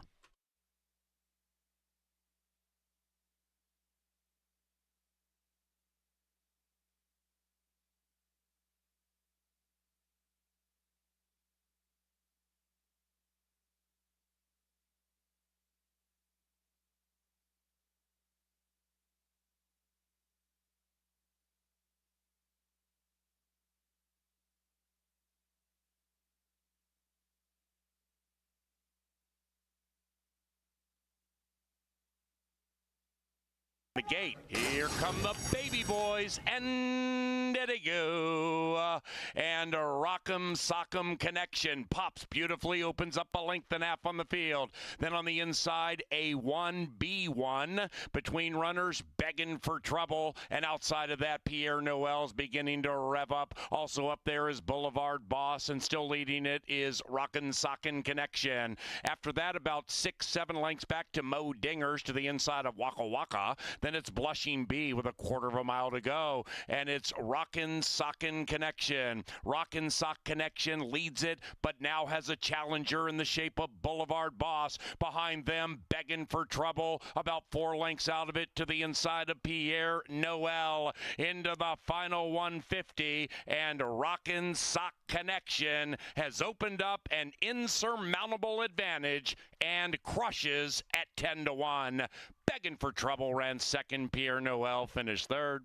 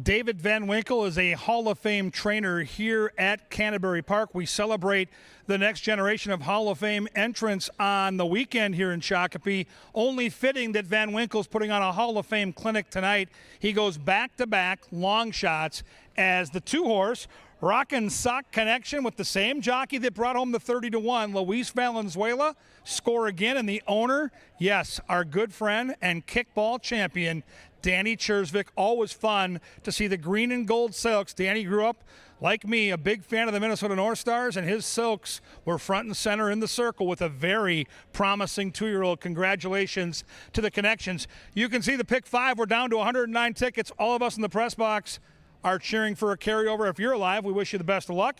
Just that one scratch here, 8 on the lawn. Fun race to handicap.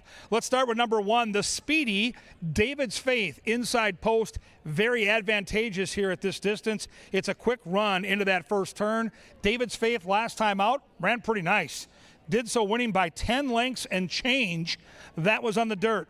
Turf racing is a bit more muddied up. One start, it wasn't pretty, but with that speed and a horse that's still improving and a good jockey in Carmona, you may have a long shot there at 14-1. I'm going to try the 2, Mr. Insensitive. Barejas for Miguel Angel Silva. We talked about this in our power play segment. He's 0 for 7 on the Canterbury turf. That's the negative side of the equation.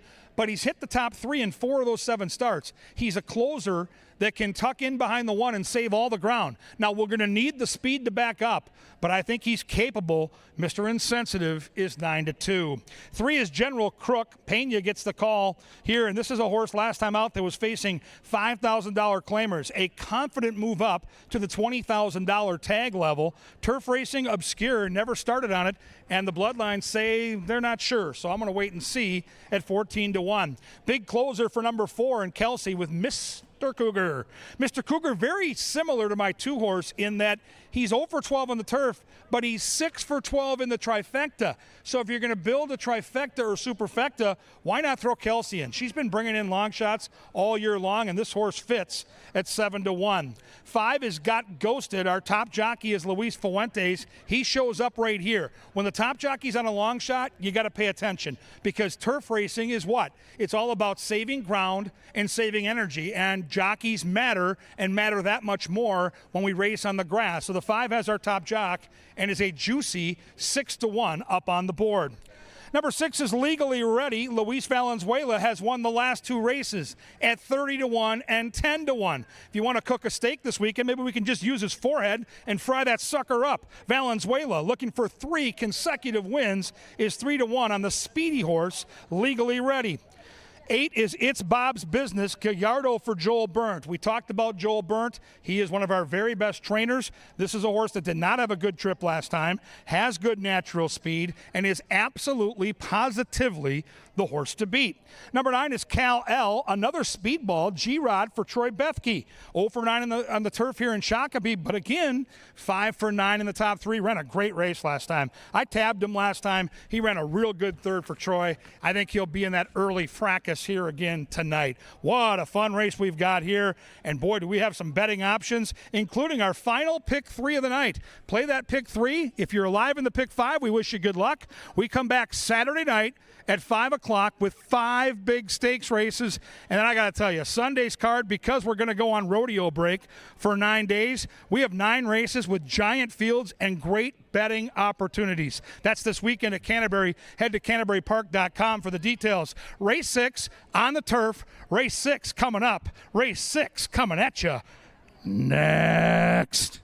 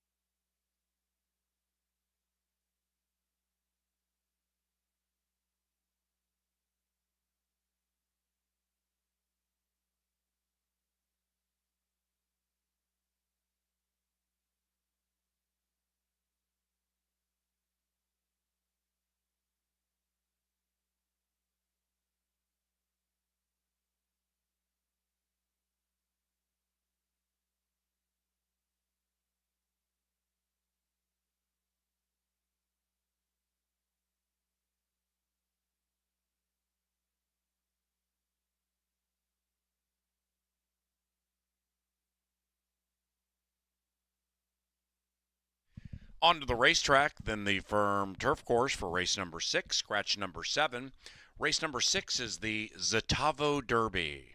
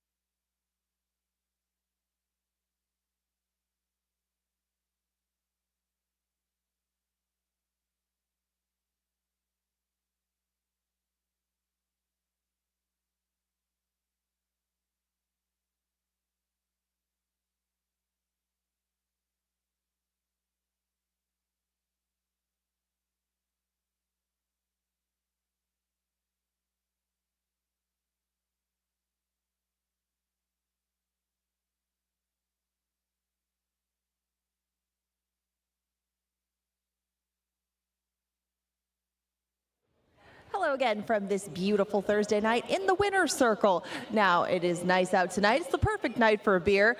I think I got a beer drinker off to my left. What's your name? Where are you from? Sean McKnight from Farmington. And what's your beer of choice besides hams? You're giving it away with the shirt, but what are you having tonight? What am I having tonight? Michelob, I think I'm having tonight. Okay, perfect. We got Michelob, we got hams, we got more. We got every single beer you could imagine at Beer Fest on August 10th. And tonight, if you can answer this question correctly, you are going to get some tickets to that Beer Fest and have all the beer you'd like. Let's turn around, take a look, and see what we have tonight. Which Minnesota-based brewery does this logo belong to? Summit. Okay, no need to go through the options. Is it D, Summit? It is D Summit. It is D Summit, but there we go. We got the official word from TV. I knew you could get this. You are going to Beer Fest. Enjoy the Michelob tonight and enjoy all those beers that you can sample at Beer Fest coming up in August. Thank you. Well done. Paul, you're up next. Give us the chaser.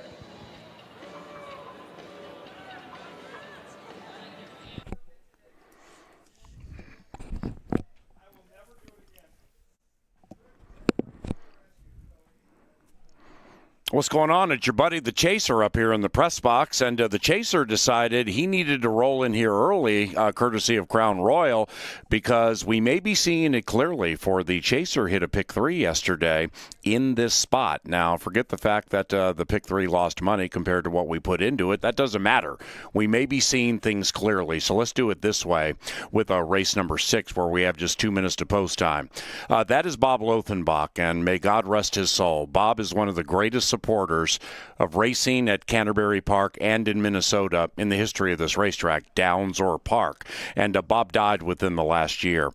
So once again, may God rest his soul. And number 8, It's Bob's Business, was bred by Bob Lothenbach, and Bob's business was winning races and helping Canterbury. So I'm pulling for number 8 in the memory of Bob Lothenbach.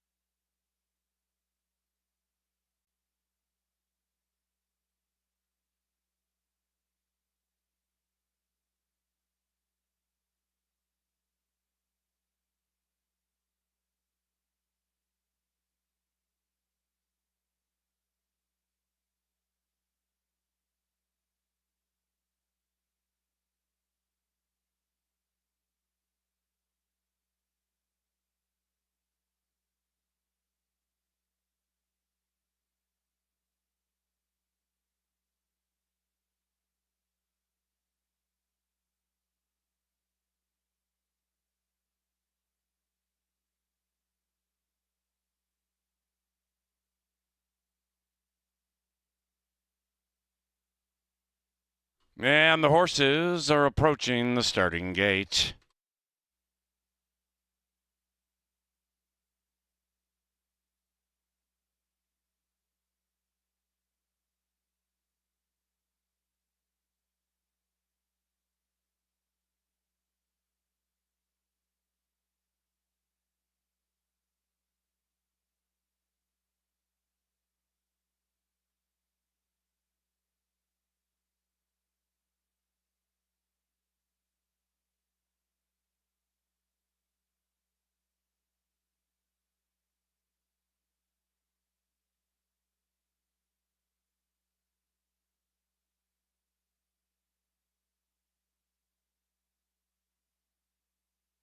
They've reached the starting gate. It's now post time. Get behind the 5 horse.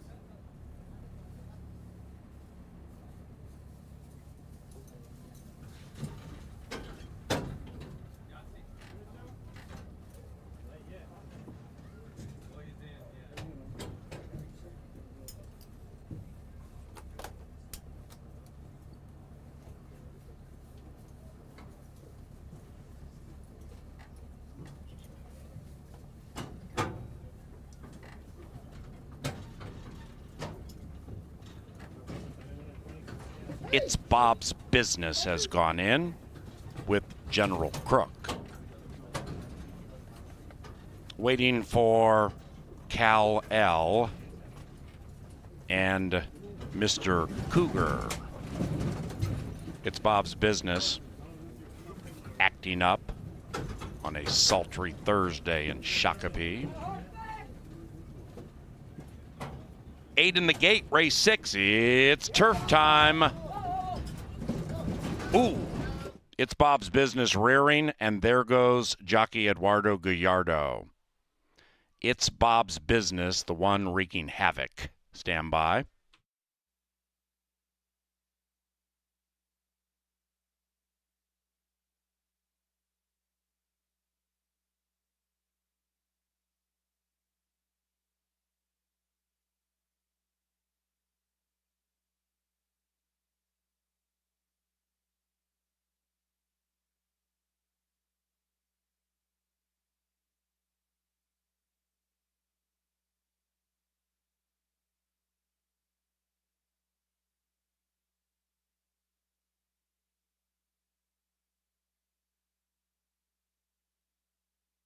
Ladies and gentlemen, scratch number 8, it's Bob's Business.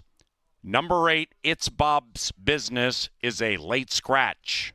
Refunds available for win, play, show, exacta, trifecta, superfecta, and double wagers involving the scratched favorite. If you had the winner of race 5 in a double to 8, it's Bob's Business, you have a consolation double coming your way. And with pick 3, 4, and 5 wagers, your number automatically shifts to the starting favorite. Now, it's Bob's Business was prohibitively favored, so the belief is they will back them all out, spin them about behind the starting gate for a little bit, and you can re-wager. Your refund's available right now. If you bet number 8, you can go get your refund and re-wager. They indeed are backing them out. Riders have dismounted. And if you would like to re-wager on race 6, sans It's Bob's Business, that is strongly encouraged.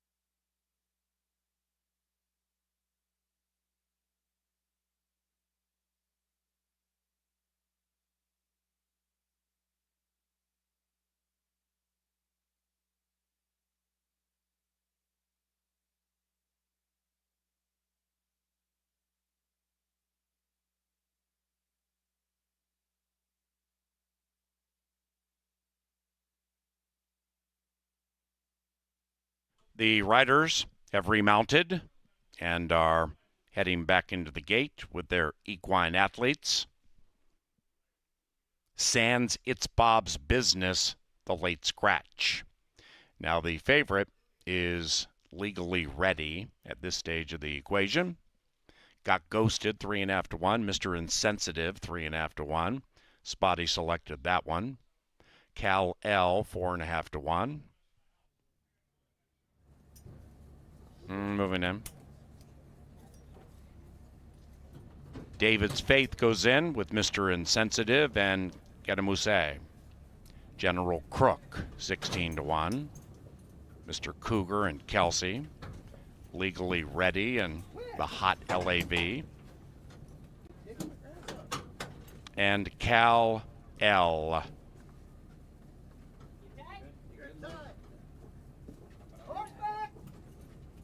All right.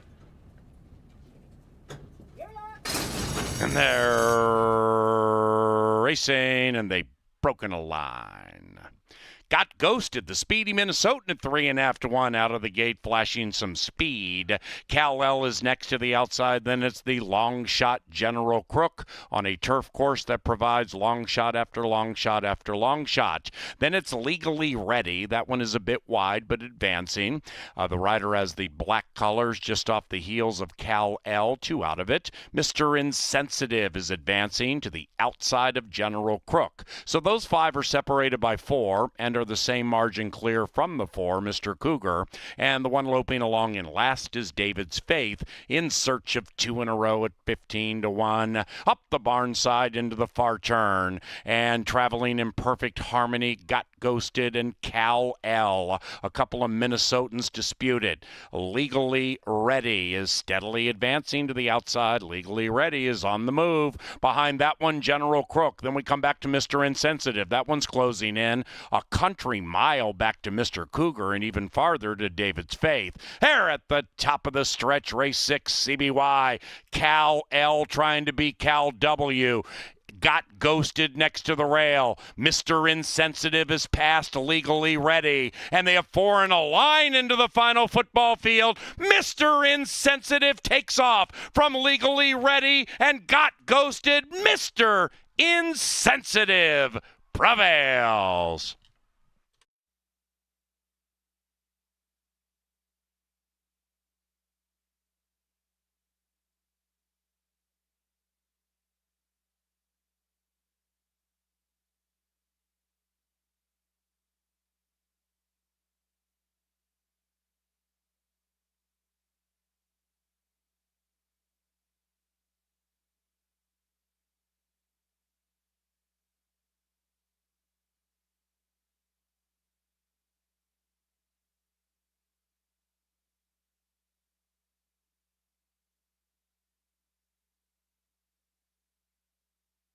Mr. Insensitive first in 129.61. Photo for the rest.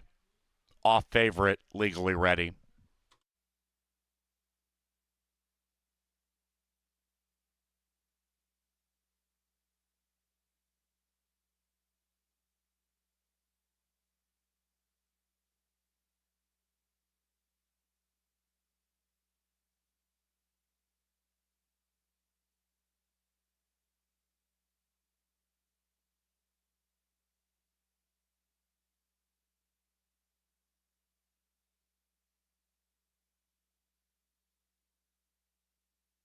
The numbers 2, 6, 5, 9.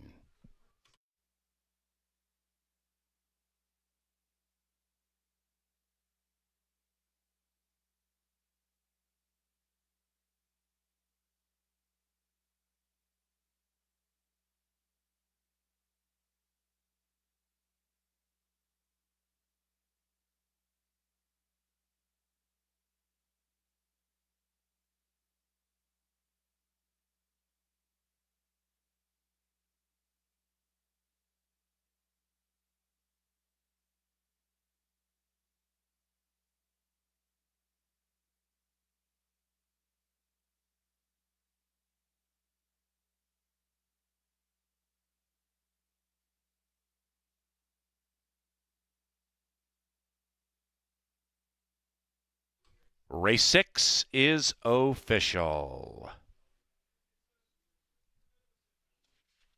The 7th is our Thursday penultimate, and it commences Dr. Dan's late double. Back to the turf, firm, no scratches.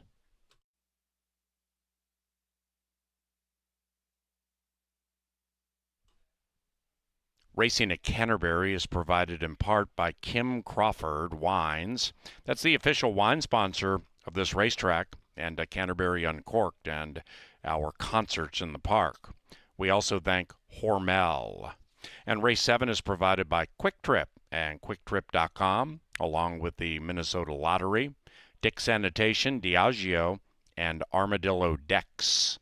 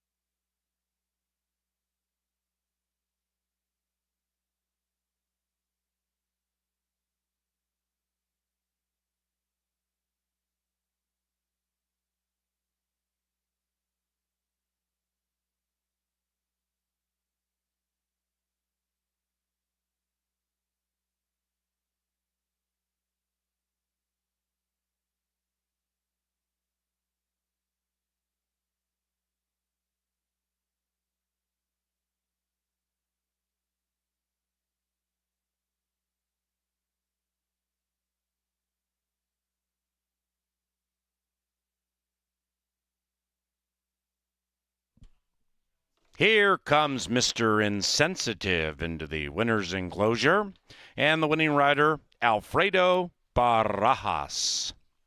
The winning owner, Silva Racing, and the winning trainer and leader of the Thumbs Up Gang, he is Miguel Angel Silva.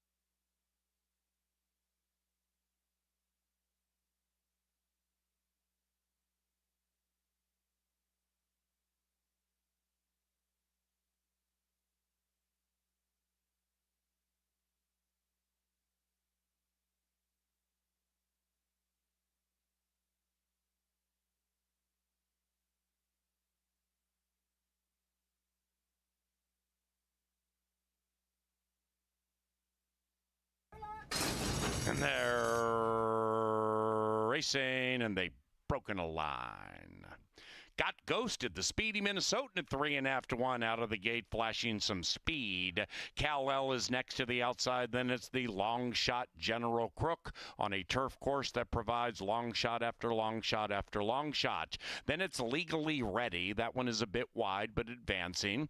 The rider has the black colors just off the heels of Kal-El, 2 out of it. Mr. Insensitive is advancing to the outside of General Crook. So those 5 are separated by 4 and are the same margin clear from the 4, Mr. Cougar. And the one loping along in last is David's Faith, in search of 2 in a row at 15 to 1. Up the barn side into the far turn, and traveling in perfect harmony, Got Ghosted and Kal-El. A couple of Minnesotans disputed. Legally Ready is steadily advancing to the outside. Legally Ready is on the move. Behind that one, General Crook. Then we come back to Mr. Insensitive. That one's closing in. A country mile back to Mr. Cougar, and even farther to David's Faith. There at the top of the stretch, race 6, CBY. Kal-El trying to beat Cal W. got ghosted next to the rail. Mr. Insensitive is past legally ready, and they have 4 and a line into the final football field. Mr. Insensitive takes off from legally ready and got ghosted. Mr. Insensitive prevails.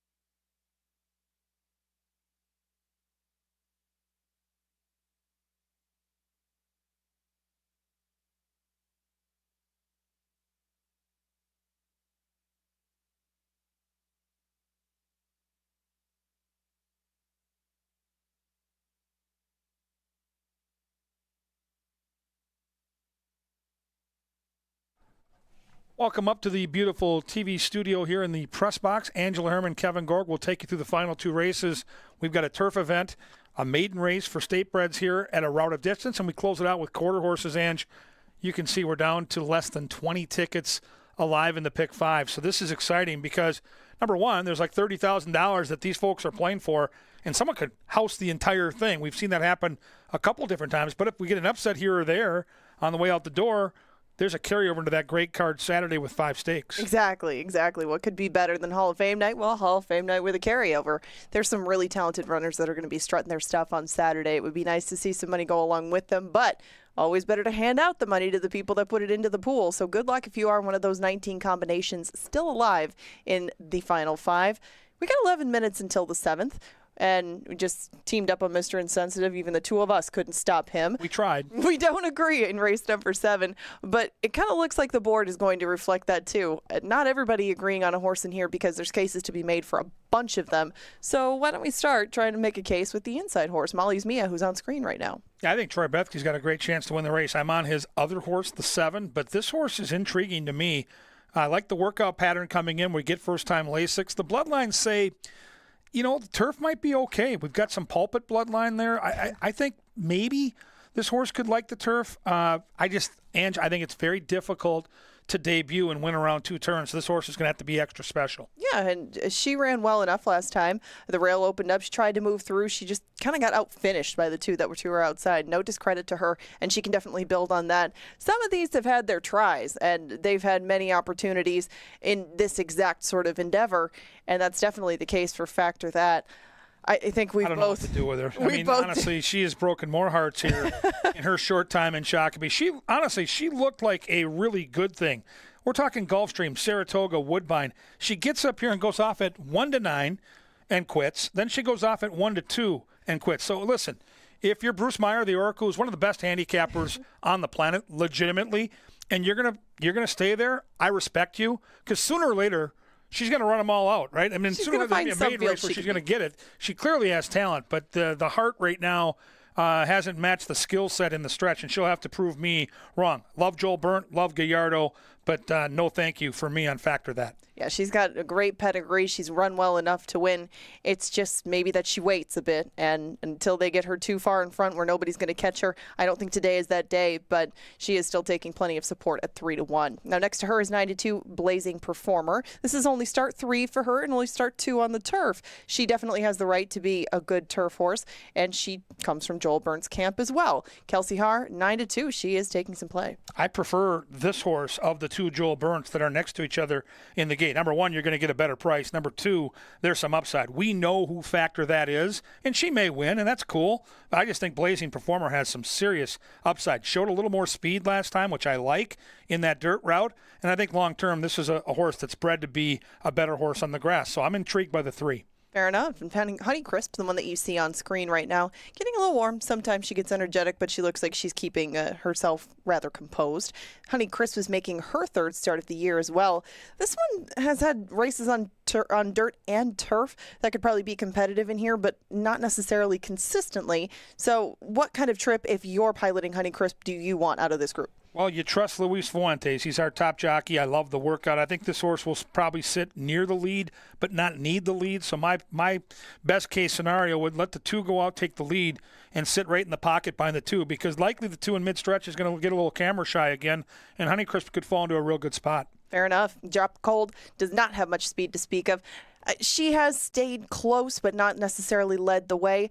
And Drop Cold now has 3 starts behind her this year, but they're starting to add up a touch. Constantino Roman will take over the riding duties for Burnell Roan.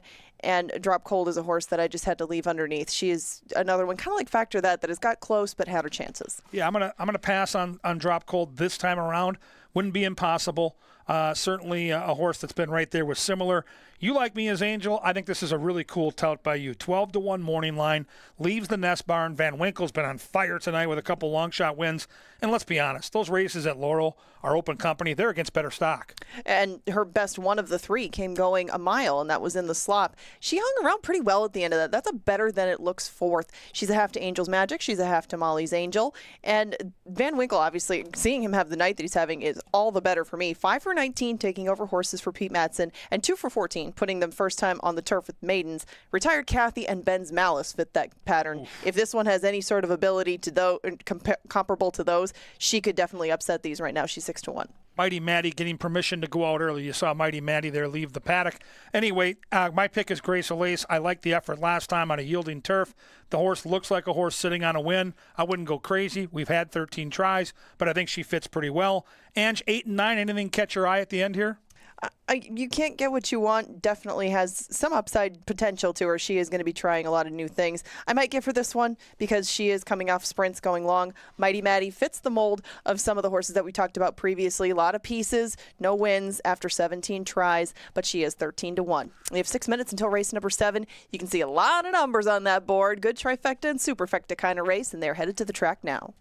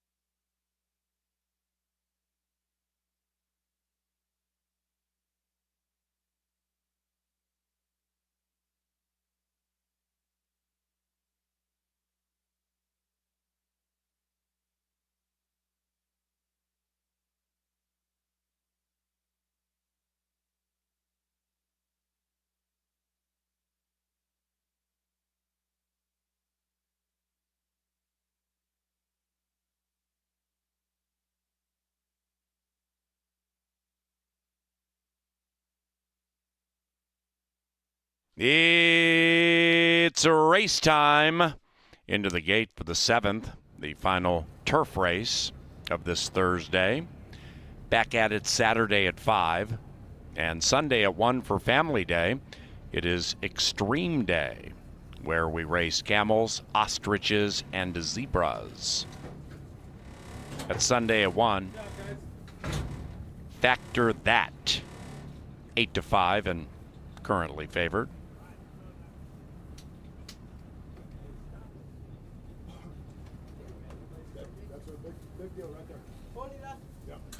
Dropped Cold, moving in. Molly's Mia and Factor That have gone in. Next, Mia's Angel.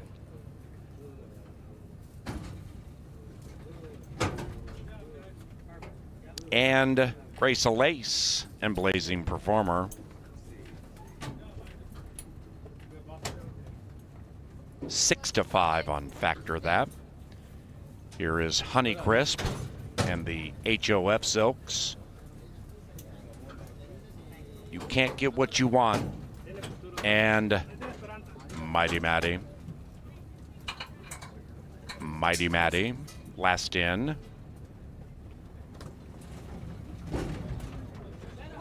I'll pull it off. They all set.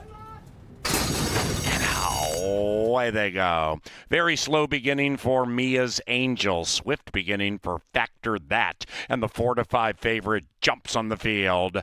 Drop Cold is hot in the early stages to the inside of Grace Lace. Mighty Maddie wide around the turn, 3 lengths behind this fast pace. Factor That picks it up. Well strung outfield, already separated by about 15. And they're chasing Factor That. It is 257-914-386 as they head up the Canterbury Park barnside. Factor That in hand and in command. In second, Drop Cold. In third, Grace Lace. In fourth, Mighty Maddie, 4 lengths from the front and about 4 clear from Molly's Mia. Then it's about 5 back to You Can't Get What You Want, and that one's a good 10 lengths from the front to the outside of Honeycrisp. Behind them, Blazing Performer, and after the bad start, the one in last is Mia's Angel, and the one in first is Factor That, still clear. Factor That gives up the inside to Grace Lace. Mighty Maddie's on the move to the outside. Then we come back 5 to You Can't Get What You Want. Inside of that, Molly's Mia. Between them, Drop Cold, and they're coming home now. Factor That between them. Inside, Grace Lace. Outside, Mighty Maddie. Behind them is Molly's Mia. Then it's Honeycrisp on the inside. Factor That is turning away all challenges. Factor That with a late charge from Honeycrisp, but it's too late. Factor That. Wire to wire.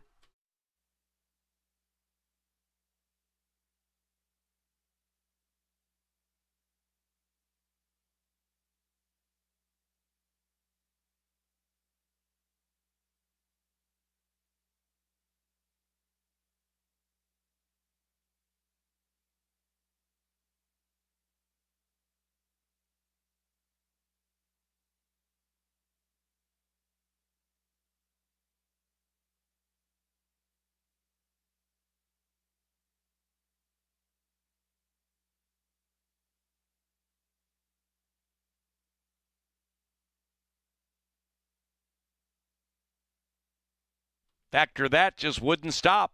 Number 2 first. It's 247 and a 4th place photo.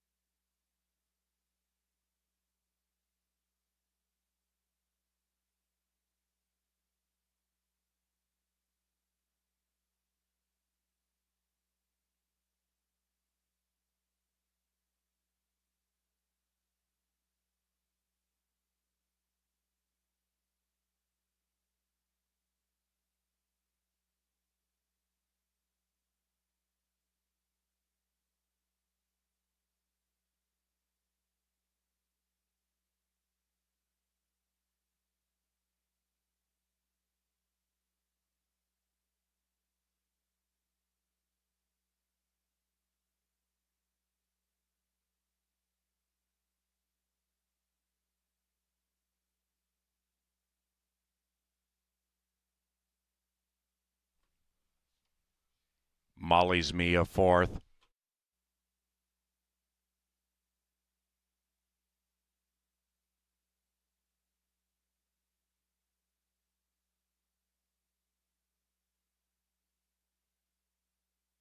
Hey, it's Velitza, your Star Tribune handicapper on the big screen.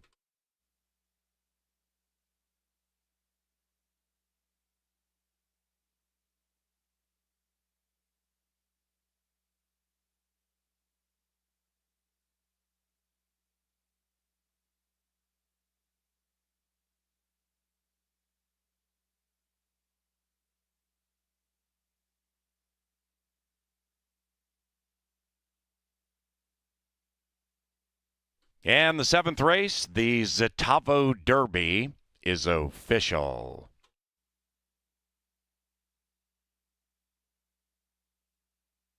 On to the eighth to close the pick 5 and or pick 4. Scratch numbers 1 and 2. Red Hot Mama and W is the first prize. Scratch from race 8.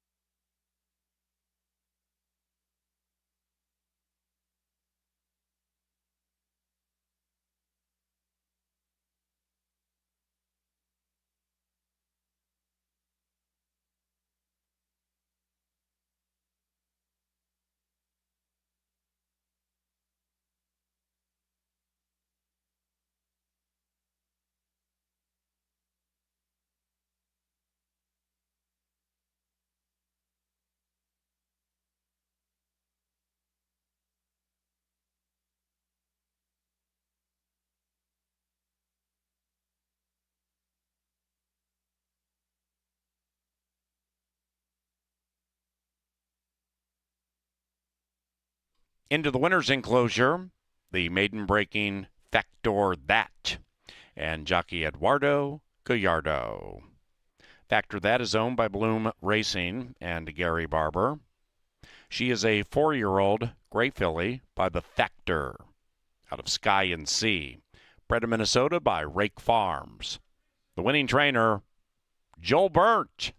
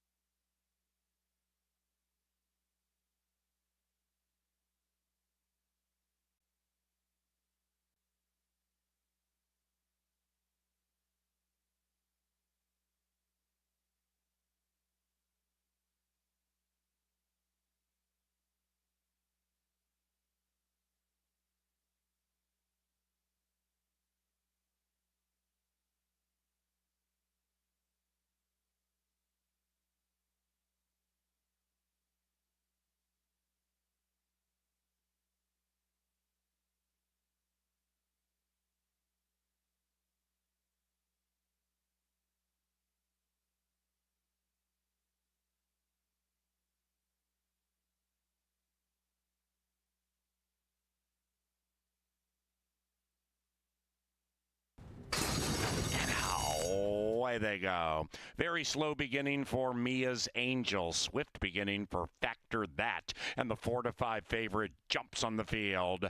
Drop Cold is hot in the early stages to the inside of Grace Lace. Mighty Maddie wide around the turn. 3 lengths behind this fast pace. Factor That picks it up. Well strung outfield. Already separated by about 15. And they're chasing Factor That. It is 257-914-386 as they head up the Canterbury Park barn side. Factor Factor That in hand and in command. In second, Drop Cold. In third, Grace Alace. In fourth, Mighty Maddie, 4 lengths from the front and about 4 clear from Molly's Mia. Then it's about 5 back to You Can't Get What You Want, and that one's a good 10 lengths from the front to the outside of Honeycrisp. Behind them, Blazing Performer, and after the bad start, the one in last is Mia's Angel, and the one in first is Factor That, still clear. Factor That gives up the inside to Grace Alace. Mighty Maddie's on the move to the outside. Then we come back 5 to You Can't Get What You Want. Inside of that, Molly's Mia. Between them, Drop Cold, and they're coming home now.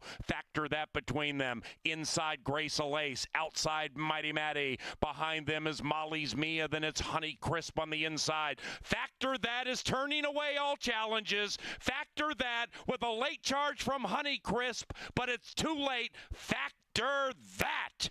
Wire to wire.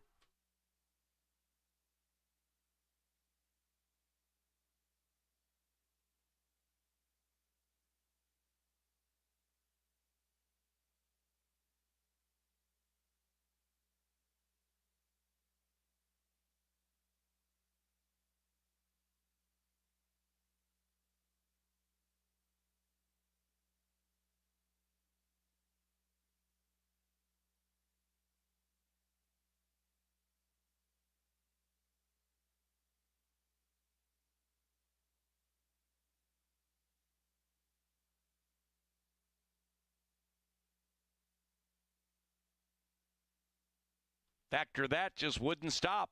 Number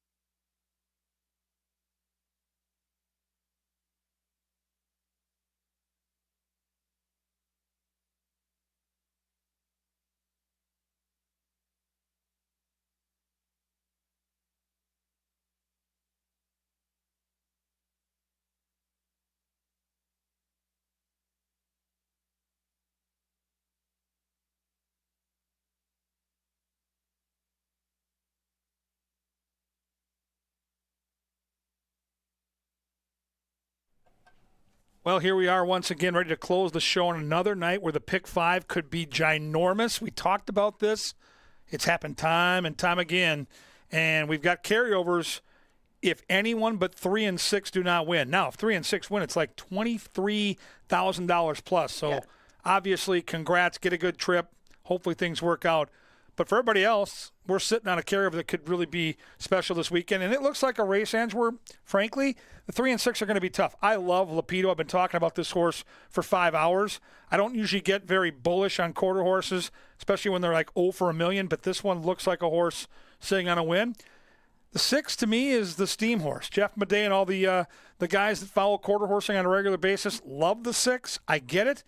But this race still has some wide open ability to it. I know, and I took those 2 second and third. It is that kind of race, and I looked at it in the angle. A lot of these return from the exact same race, so it's easy to see why some are getting bet one way or the other. But you also keep in mind that they're Minnesota breds, and they don't necessarily get the form that's consistent day after day because they either have to run at Remington against open company or they just don't run all winter. So sometimes you see them rebound very quickly in their second or third race off the bench. It's worth looking at and watching some of those replays to see if horses have big steps still left in them. And we do note that the 1 and the 2 are both scratched out of here. The 1 was a late scratch. Red Hot Mama came out just a little while ago. The 2 was an early scratch. How do you feel about Lupido inheriting the rail now that those 2 are out? This is your top pick in here. He's had very good tries as of late. Just came up a head short last time. But what did you like about him? I liked a couple things about Lapido. Number one, he beat most of these horses in his most recent effort. It was a heartbreaking result. He lost by a head bob on the wire, and he broke from post 2. So both his starts this year, he's been from post 1 and post 2, and he's run 2 pretty good races, beaten a half against Open Company, and then lost the photo last time against State Bred. So third off the laugh, it feels like now or never time for me. Like I said, he's 0 for 12, so he's had so many chances. But, he's faced some pretty good competition. Horses like Beep, Beep, Rev, Rev, and Relentless Flash are in the running lines. That tells me that this is just a good spot for Lapido. Now, if we're going to get a carryover, we need something crazy. Maybe Oliver Steele, Angela, with the Frankinator. Yeah, he was in that last race that Saturday Night Gamble won. We might mention that name a few times because he did beat a lot of these last time. Lupito was second. This one was 7th, but there was a couple lengths between them, and that was only start number 2 for the Son of Separatist. There were some good works down at Remington for him to come back to the races, and it looks like he did take a step forward in start 2. Whether that's enough to get him into the winner's circle against a very similar group remains to be seen, but now the board's starting to look a little bit more like I thought it would. Oliver Steele is way down from that morning line and has some more upside than most of his competition by virtue of that lack of experience. Paul Allen's brought in some good prices this year, and he's got Traveling Trixie the 5 with Kelsey.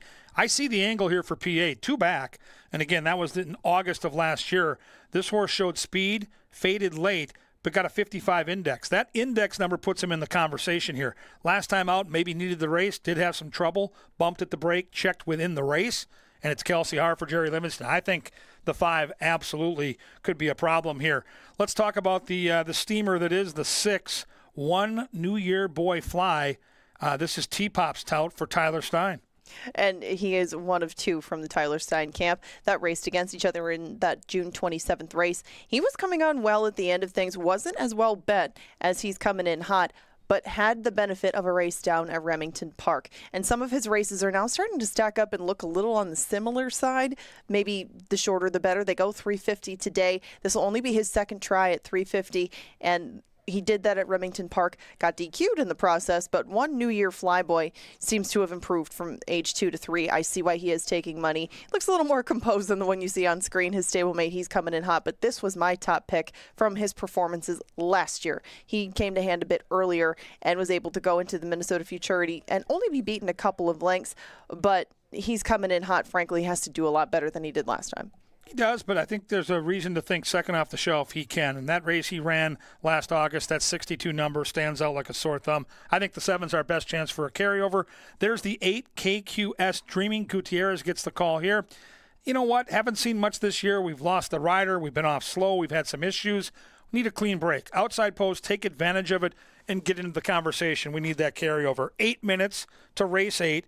state breds here. Minnesota bred's going to dash 350 yards. As I mentioned, we are back on Saturday at 5 with 5 different stakes races. Sunday, 9 races, wide open before we have that quick 9-day break for the rodeo. Selections are on the board. Call to the post is next. For Angela Herman, I'm Kevin Gorg. We'll see you in the paddock on Saturday afternoon.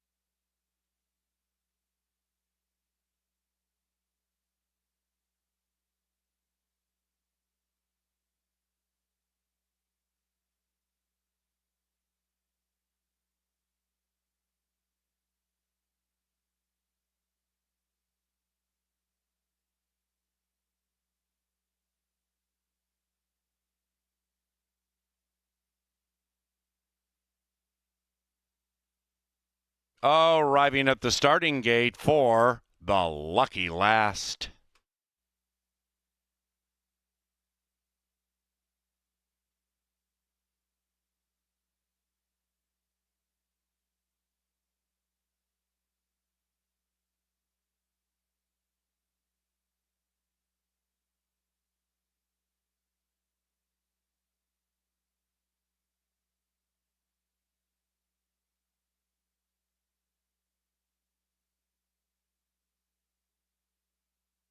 Moving in line. Stop by the casino, play some blackjack, Texas Hold'em, baccarat, 3-card poker. All available in the air-conditioned Canterbury Casino with full food and beverage service. Meanwhile, the 8th. Senor Spotty's Lupito has gone in with Oliver Steele, now Travelin' Trixie, one New Year boy fly in. He's coming in hot. Last to load to the inside of KQ's Dreaming. Trixie, rambunctious, settling. And they're racing. Great beginning for Lupito and Oliver Steele. Then is Travelin' Trixie. He's coming in hot. It's coming in really hot at 2-1 on the outside. Likewise for KQ's Dreaming. He's coming in hot with Lupito. Pay that 7. It is he's coming in hot.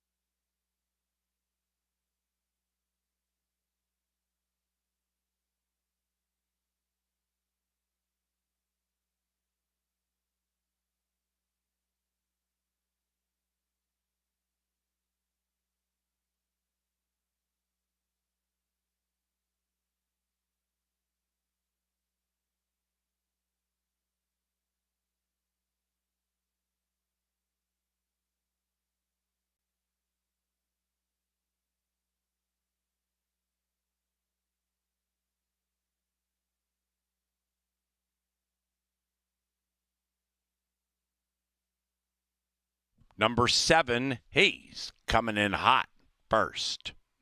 Lupito second.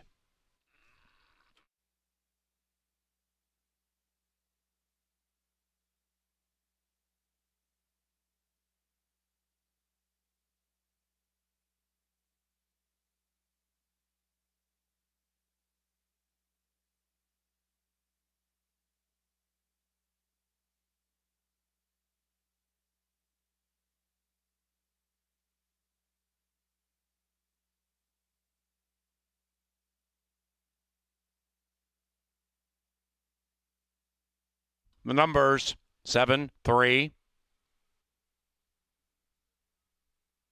8, 4.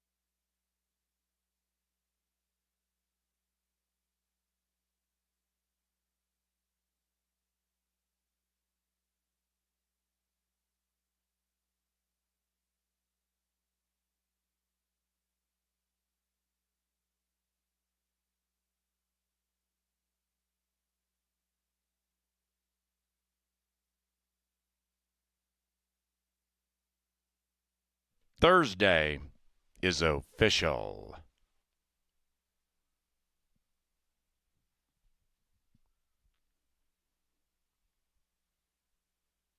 Final pick 3, 71.30. Second pick 4, 577 and change. And the pick 5 was not findable. So 4 of 5 pays 133, and we have a pick 5 carryover of $17,584 to Saturday and the final 5, the second pick 5. Big pick 5 carryover of nearly $20K into Saturday and the second pick 5 with the nation low 10% takeout.